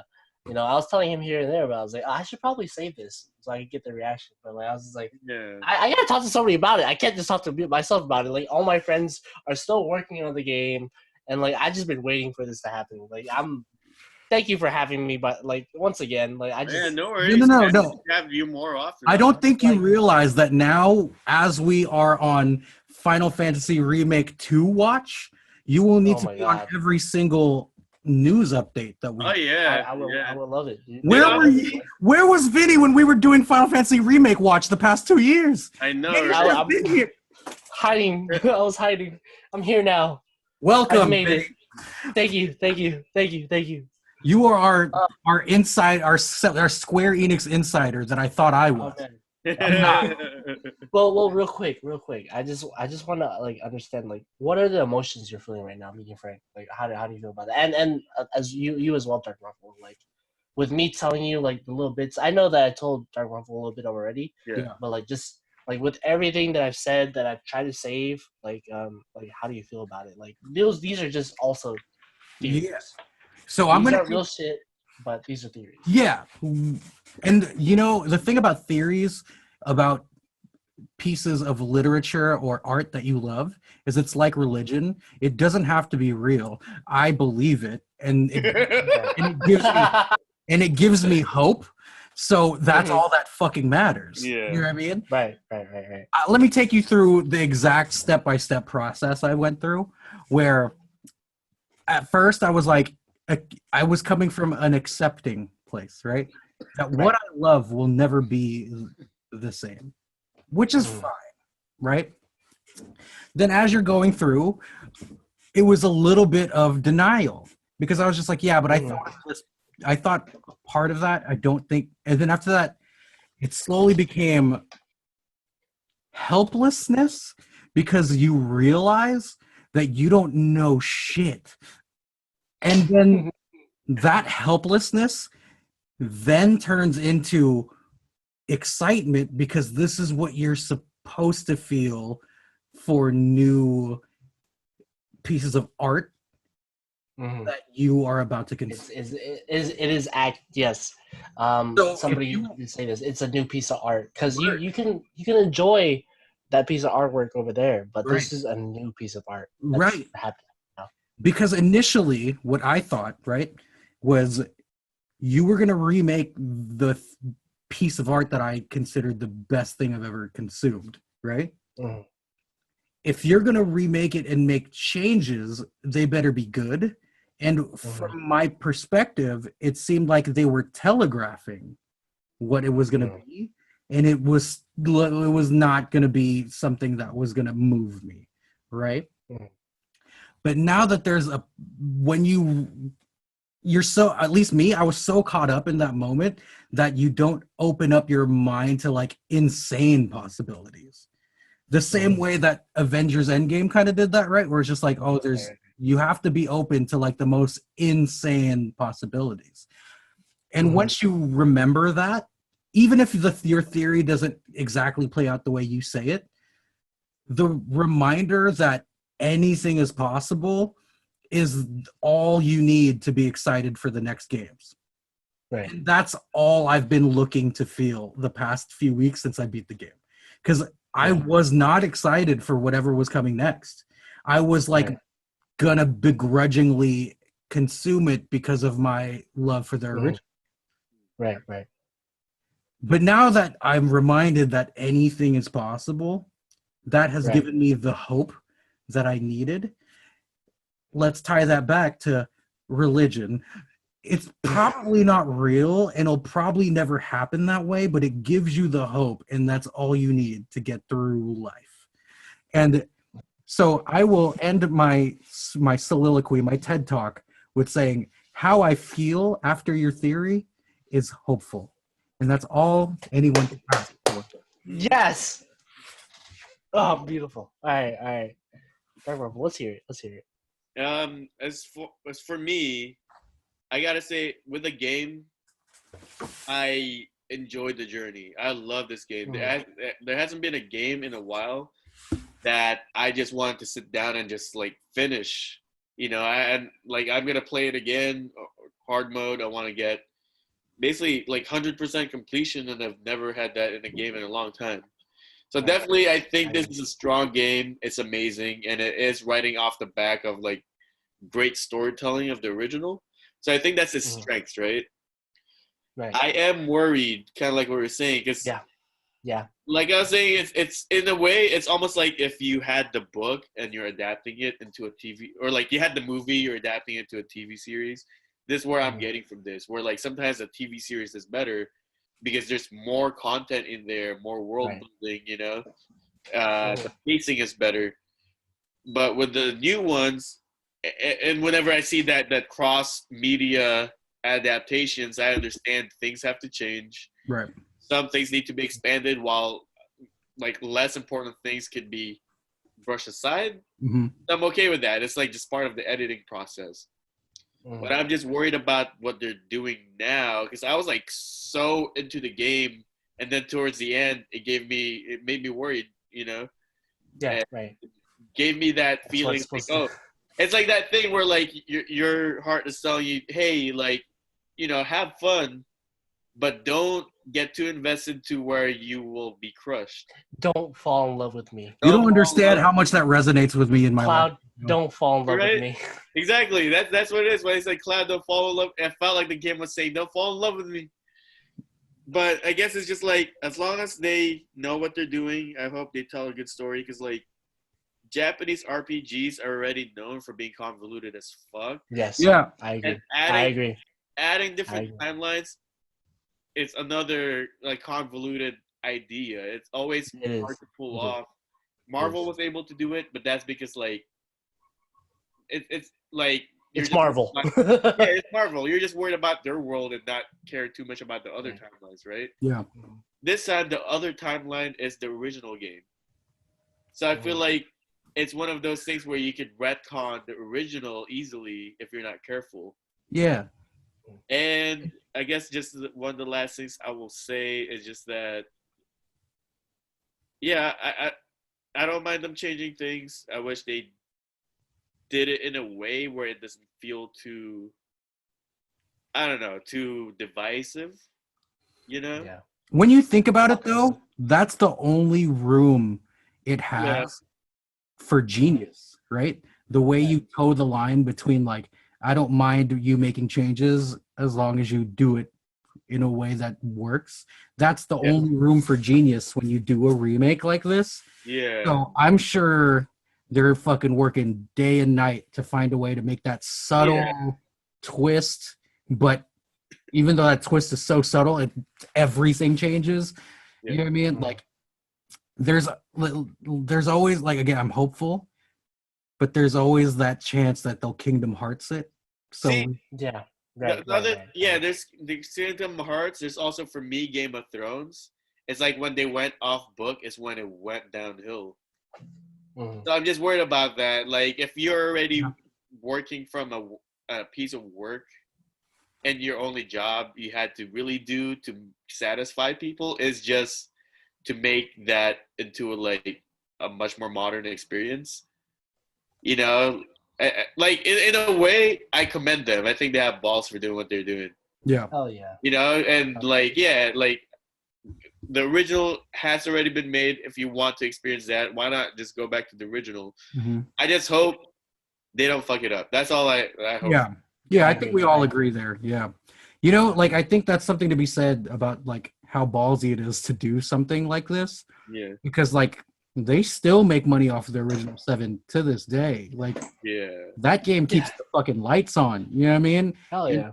And to take your most precious piece of, like, your precious IP and to, like, potentially bastardize it, it's fucking ballsy. That means you have confidence in your game makers. And if I think about like my favorite games of all time, disregarding the really shitty decade Square Enix had in the 2010s, what game company have I been most have I relied on the most for amazing stories?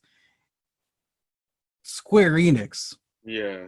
Final Fantasy 3 through I'm even gonna say 10 too, because like I actually love that game despite how much people don't like it. All of those games mean a lot to me. So if I'm gonna have put faith in any game developer to do it right, the same faith that I put in Marvel Studios for doing these big old grandiose movies right, I think I'll put it in Square Enix or maybe Capcom. Yeah. Yeah, I will say this real quick. Like I watched somewhere that like a lot of the OG producers, like developers of like Final Fantasy VII were like, you know, we're about to retire.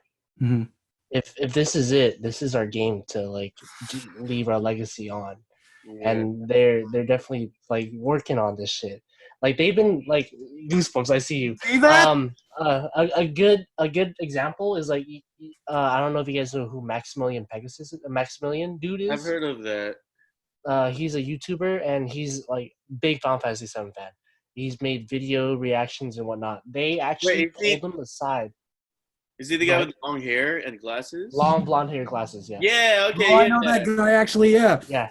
They actually pulled him aside and say, "Hey, can we get a like picture with you?" And then they explained to him like this is a video of him, and like they were like he actually was like bawling out, like crying, because like the Tetsuya Nomura or whoever Tatase or whatever, they're like, we show our employees your reaction because we want that reaction throughout our game because of how you yeah, I'm about to cry. How you got like how you reacted and like how you felt like when you saw the remake sign is what we want to do with this game. So we're gonna fucking do it. And they show like that video. Like that in itself is I'm just like, yeah, man, I'm in my feelings right now. I'm not gonna lie to y'all, bro. I'm in my feelings too. Like I was like, holy shit, they're fucking they did this first game well. They did this first game well. I'm sort of in a limbo right now. Like I'm up and down. I'm like 80% on board because I love the game. Yeah. But like 20% of me is just like I'm unsure of how they're gonna handle it next game. Right. I think it's gonna be good. I hope it's gonna be good, but we don't know. I gotta put my faith in God. Yeah. Yes.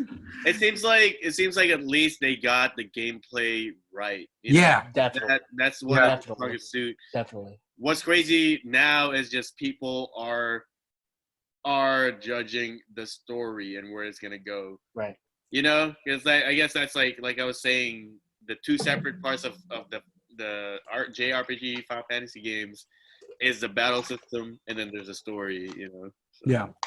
I think that's a really great way to put a pin in the series is that, like you said, regardless of what actually happens, like story-wise, we could at least expect some really good gameplay. Yeah. Right. Yeah. And like gameplay, music, everything. Like just, The thing is, they still, even though they're changing shit, I mean, for fans to be happy, like the same locations, pretty much the same story beats still have to happen. It's just like, oh, but this time, this person doesn't die. You know, like it seems like that's the only changes fans will even allow them to make. Yeah. It's like now that we've seen Midgar, you can't just be like, oh, now we're gonna not go to this place. You know. Yeah. Yeah. What do they do it like a Life is Strange type thing where you get a good end and a bad end? Yeah. You don't know. What if you have to choose? Like I said earlier, Cloud has to die or Aerith has to live. Like sounds like some replay value for me, brother. Exactly. I think that's what they're going for. I feel so good right now. I was talking to my friend about the game. He also got it. Wow, you couldn't even make up a name, huh? You lying? Just playing. Jesus Valdez. Yeah, but, he was just saying, which like when I started playing this game, I felt like they captured that feeling that fans of the original felt when they were first playing the game. Mm-hmm. And he was saying that's like he's not a big Final Fantasy RPG person, but when he was playing this remake, he was saying he felt that. It's like, oh man, this is probably how they felt. Right. That's why this game is such a big deal to these people. Right. So I think that him saying that, people feeling that way, is a big testament to how great this game is. If you guys were to give this a score, what would you give it? So I mean, if I were to score the game, it's supposed to just be this game itself in a vacuum. Yeah. I would give it a 10 because I think it checks everything for me. Like, to me, this is game of the year, and I know it's early, but like it's one of those things where it's like when you play it, you just know. You know what I mean? Like when you like the same way I felt when I played Last of Us the first time. Was like, oh, like this is more than a video game. You know what I mean? Like when you play games that feel like they're more than a video game. When you're like attached, you're involved. Yeah. I haven't felt this way about a Final Fantasy game since I played 9, because I remember, because like 10 even I didn't appreciate until a couple years ago. Like I thought 10 was cool, but it didn't do anything to me until I played it as an adult. You know what I mean? Because you don't get that's the most subtle story out of all of them. You know, like I haven't felt this way about a game since that, or since The Last of Us was the last time I was like really affected by a video game. Yeah, like this feels bigger than the media it's put out on, you know. And it's one of those games where like if a film critic were to come to me and be like, what are 10 games that will convince me that video games are on the same level of art as a movie, as a film, I will this is one of the games I will put, and I will likely put this at the top. You know what I mean? Well, since you asked, how about if you were to give it a point score with the other game in mind, with the original in mind? With the original in mind? I mean, like, you know, there's something to be said of like the original is always going to be like the trailblazer, and you won't have this game without that. So I will still put original over this. Yeah. But that shouldn't like discredit the feat that this game was. You know what I mean? Yeah. Okay. Like if I'm putting this, if there's a Mount Rushmore of video games, both of those games would be on it. Yeah. You know what I mean? By you, Confetti, of course. For me, against the original, I'm gonna say that it's not done yet. Yeah. This game's not done yet. That's true. I can't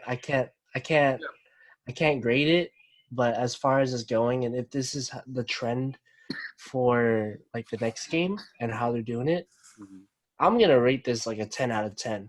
Like this is amazing. It's a sequel, and I can't really rate something that's supposed to be a sequel to it. If it's not supposed to be a sequel, then I would rate this game a 9 out of 10 because there are some criticisms that I have. Yeah. But like overall, I feel like this is a sequel, and it's in itself its own different game, and it's for me personally 10 out of 10. But like criticism wise, like it's gonna be like a 9 out of 10 because there's some things that I don't agree with, and some things that like could change. Like the air combat system, like is like Cloud, like I can only do 3 attacks in the air. Yeah, I have to switch to like Barret, and just like that itself. Like I hope that they fix that. Yeah. Like some of the Play-Doh-y like still pictures that they could fix as well. Yeah. Can you give me an aerial recovery, please? Like, please. Exactly. Yeah. Please. Yeah. Exactly. There's like some things they could definitely fix on. Yeah. And I really enjoy the game. Like besides like some like really small things. Yeah. Like I honestly would give it like a 9.5 out of 10. Like that's like my final score. That's fair. Yeah. I'd also give it a 9. I'd say it's hard for me to compare it to the original since I haven't beat it. I think what I'm actually gonna do is now play the original. So that please, I've been begging you to do this for so long. Yeah, I just got stuck when I was playing it, but I want to beat it because I want to see where the story goes, so that when I'm playing it, I know exactly what they're changing. You know.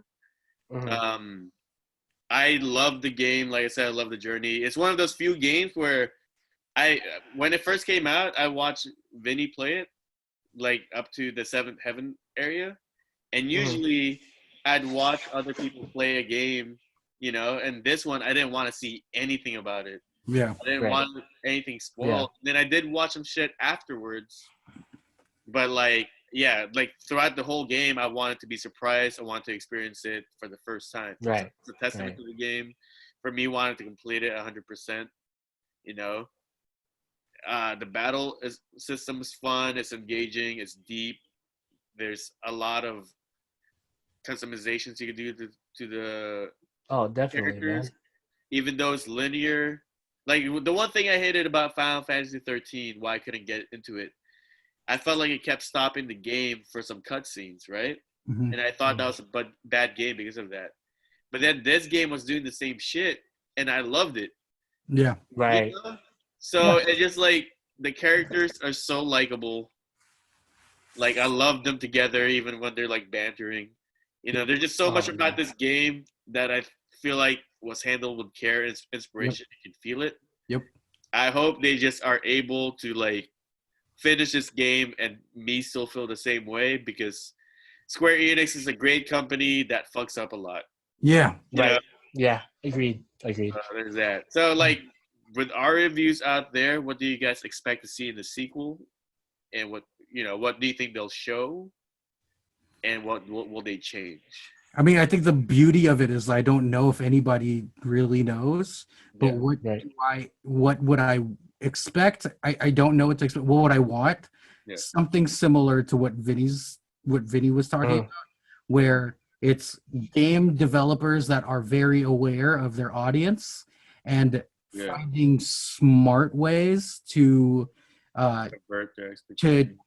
smart ways to make to renew a story that's already been told. Yeah, agreed. You know what I mean? Right. Yeah. Agreed. For me, I think that they're gonna follow the whole game, like original wise, like probably maybe like 70% all original, 30% being something different. Yeah. And with that difference, they're gonna make it, of course, tying in everything else that they also hinted in as like Advent Children, like past stuff and all that whatnot. I think that they're gonna do the next game up until maybe I want to say maybe up till Aerith's death. That's where they're gonna be. Place to end, you know. I think that's where they're gonna end the next game. I think that's where they're gonna do it. I think maybe it's not gonna be Aerith's death. Maybe it might be something else. Yeah. Who knows what the fuck is gonna happen? But like that, I think that is gonna be like their next end point for the next game. By the way, in the original game, that's only the end of disc 1. Just saying. Yeah. Right. So, right. How much are you guys willing? Like, how many sequels are you guys willing to play for this? Because 40. 40 sequels.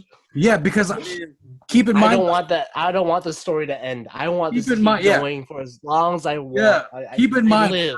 For 27 years of my life, out of the 29 I'm about to have, I don't want things that I like to end. So, that's why I would like, just do like 6 seasons in a movie, please. Like, yeah. Oh man, yeah. I'd be okay with like however many I want. Just finish it before I die, please. Yeah. Honestly. That, but like as far as like, of course, sequels usually they have to be bigger. Like, what can they improve on? Do you want it to be more open world, or do you like the linearity? You know, like what kind of game do you want to experience? Let's not even think about like the plot points. Yeah, I mean, I'd like for it to remain open world, because I mean, like that the idea of Final Fantasy in general is it's an adventure, and the more linear the adventure, the less control you feel you have over it, and the less personal it feels. So yeah, I'd like it to still be an open world RPG, but I don't want it to be. I want like I mean, like it's easy to say go towards a Grand Theft Auto, Red Dead Redemption type thing. But maybe more Fallout than that, you know? Yeah. Yeah. For me, I think that the original wasn't. It was, although like you can like travel out to all these worlds and whatnot, it wasn't necessarily open world because there wasn't shit you can do there. Yeah. If they added a little bit more like background, a little bit more story, a little bit more like Advent Children, Crisis Core, like before Crisis shit in there. Expand on like the little bits and pieces here and there. Like that would be awesome. Yeah. As far as like where like how it is right now and like their plan for the future. I think that whatever they do will be fine with me. Mm. If it's open world, if it's linear, I would be okay with either or, personally. Yeah, I mean the originals, the open world sections are usually just a means of getting from one like map, to another, and just for like random encounters. So I think there's the more game aspect of it. Yeah. They did do that a little bit in the original with like that guy in Calm. Like, can you get these three things for me? Like the underwater material and the other two things like I touched on earlier. If they did a little bit more of like those type of things, like including like where they did like Chadley Part 2, like, oh, find the Knights of the Round over here and you gotta fight a big boss for it, and like there's like just all this other shit that they could expand upon. Like it's a lot. Yeah. Like, they can do a lot with this. For sure. That's what I love about like where they're going with this. I'm okay with whatever they thought they do, honestly. Yeah. Same. Well, damn. Well, this has been a really good talk. Holy shit. Great game. Yeah, dude. I mean, of course, I'm sure a DLC will come out. We'll have to talk about that. Oh yeah. Oh, definitely. Yeah. I know. I'll come. Hopefully, I'll be back. Hopefully. Yeah, you will. Every thank you. Final Thank Fantasy you. news you need to be a part of now. Yeah. Hey, like real quick with any games, like just include me. I will play it and I'll. Yeah. I was gonna say. I got you guys. It sounds like the next one we should do is Last of Us 2. Hell yeah. Oh, I'm excited for that. There's controversy about that. Zanny is doing a ton of research for it, so he's jumping in. Ooh. Great, I won't do research this time then. Yeah. No, Vinny, you're probably gonna be right though. It's like Jimmy. Yeah, you're right. You're right. I mean, I'd say you're right. I'd say be I'm careful. bad. I'm sorry. Because there's leaks out there right now. I've been able to stay away from them because I don't want me as well. Yeah, I too am trying to stay away for sure. But I know there's huge controversies. There's people unhappy with it, so I want us to like play it. Yeah. And then come back and see what we think about it. Perfect. Yeah. You guys have any last things to add? I'm emotionally spent at this point. There's one thing I am. Told me about Chadley though, that blue. Oh, I know about that too, though. Yeah. Oh, okay. Yeah. What do you know about him? Let me hear. How he's a robot. It's like Hojo. He's a robot. He's a Yeah. Hojo. Yeah. He's gathering battle intel. Yeah. Yeah, I knew that. Yeah. Yeah, insane. KONGFETTI. I know some things. I'm still playing checkers versus chess. I'm reading. You know what I mean? Very good. Very good. Yeah. KONGFETTI, any last thoughts? No, man. I just can't wait for the next game. That's it. Yeah. I just can't wait. Well, same here. Can't wait for this next top. Yeah. Yeah, I can't wait for the next ones. Hopefully, it'll be much more expansive, and I just hope they don't drop the ball. I don't want to wait more than 2 years per game. Because fuck that. Don't Kingdom Hearts and shit. Yeah. But also, Please, yeah. I'll wait 3 though if you're gonna make a good game. You know what I mean? Yes. Yeah. I mean, we waited, like, they teased this, like, what, 2000 something? Like, Yeah. and then we had like 15, I think. years. Yeah. 5 more years for this. Yeah. And then, but I did wait from 2004 to 2019 for Kingdom Hearts 3. Even though not really, though, because then all the other offshoots are actually canon. But what I got 15 years later was ass. So, I'll wait an extra year if it's going to be good. You know what I mean? Yeah. Right. Yeah, like I could wait if they're saying, "Oh, it's delayed." Right. You know? Yeah. I can accept delays, but not like, "Oh, we're gonna show this on E3, and we're gonna stay quiet about it for 4 years." Yeah. There's definitely like a line you have to toe. Please don't Square Enix me, but also don't Bethesda me. So Yeah. Yeah. Anyways, Medium Frank, where can they find you? They can find me at Medium37 Franc. That's like FRANC, like French money. You feel me? And that's Instagram. Instagram and on Twitter, it's WGWW Frankie. Yeah. KONGFETTI, where can they find you? You can find me at twitch.tv/KONGFETTI. I'm there sometimes, not Yeah, really. check out his stream.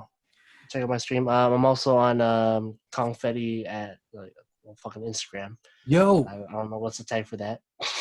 we should stream Dark Ruffalo playing Final Fantasy VII for the first time and like the original game I'm first time, like down. parts. I'm I down. am down. Like I would be a part of that. Like Okay, just- let's do it. Let's do that. Do that. yeah, I'm down, dude. Yeah, you guys can find me at the Holographic Children on Instagram. Make sure you guys like, subscribe, and comment on our shit. You know, just follow us if you guys enjoyed this. I hope you guys will be there for the next conversations. We talk a lot about video games, music, you name it. Women, men. Oh my god. Yeah. Ryan Reynolds. Actually, more about men than women, huh? Yeah. Yeah, I guess so. Oh, Yes, so. oh, interesting. Brown bitch video. Check that out too. Coming out tomorrow or Check it out. May 14th. What's Yeah. Any last words? Any last thoughts? None for me. All right. Send it off, Yeah. Frankie. Well, 3 hours and 22 minutes later, you know what they say on the On Repeat podcast. Zip Zip it it up and and zip zip it. it up.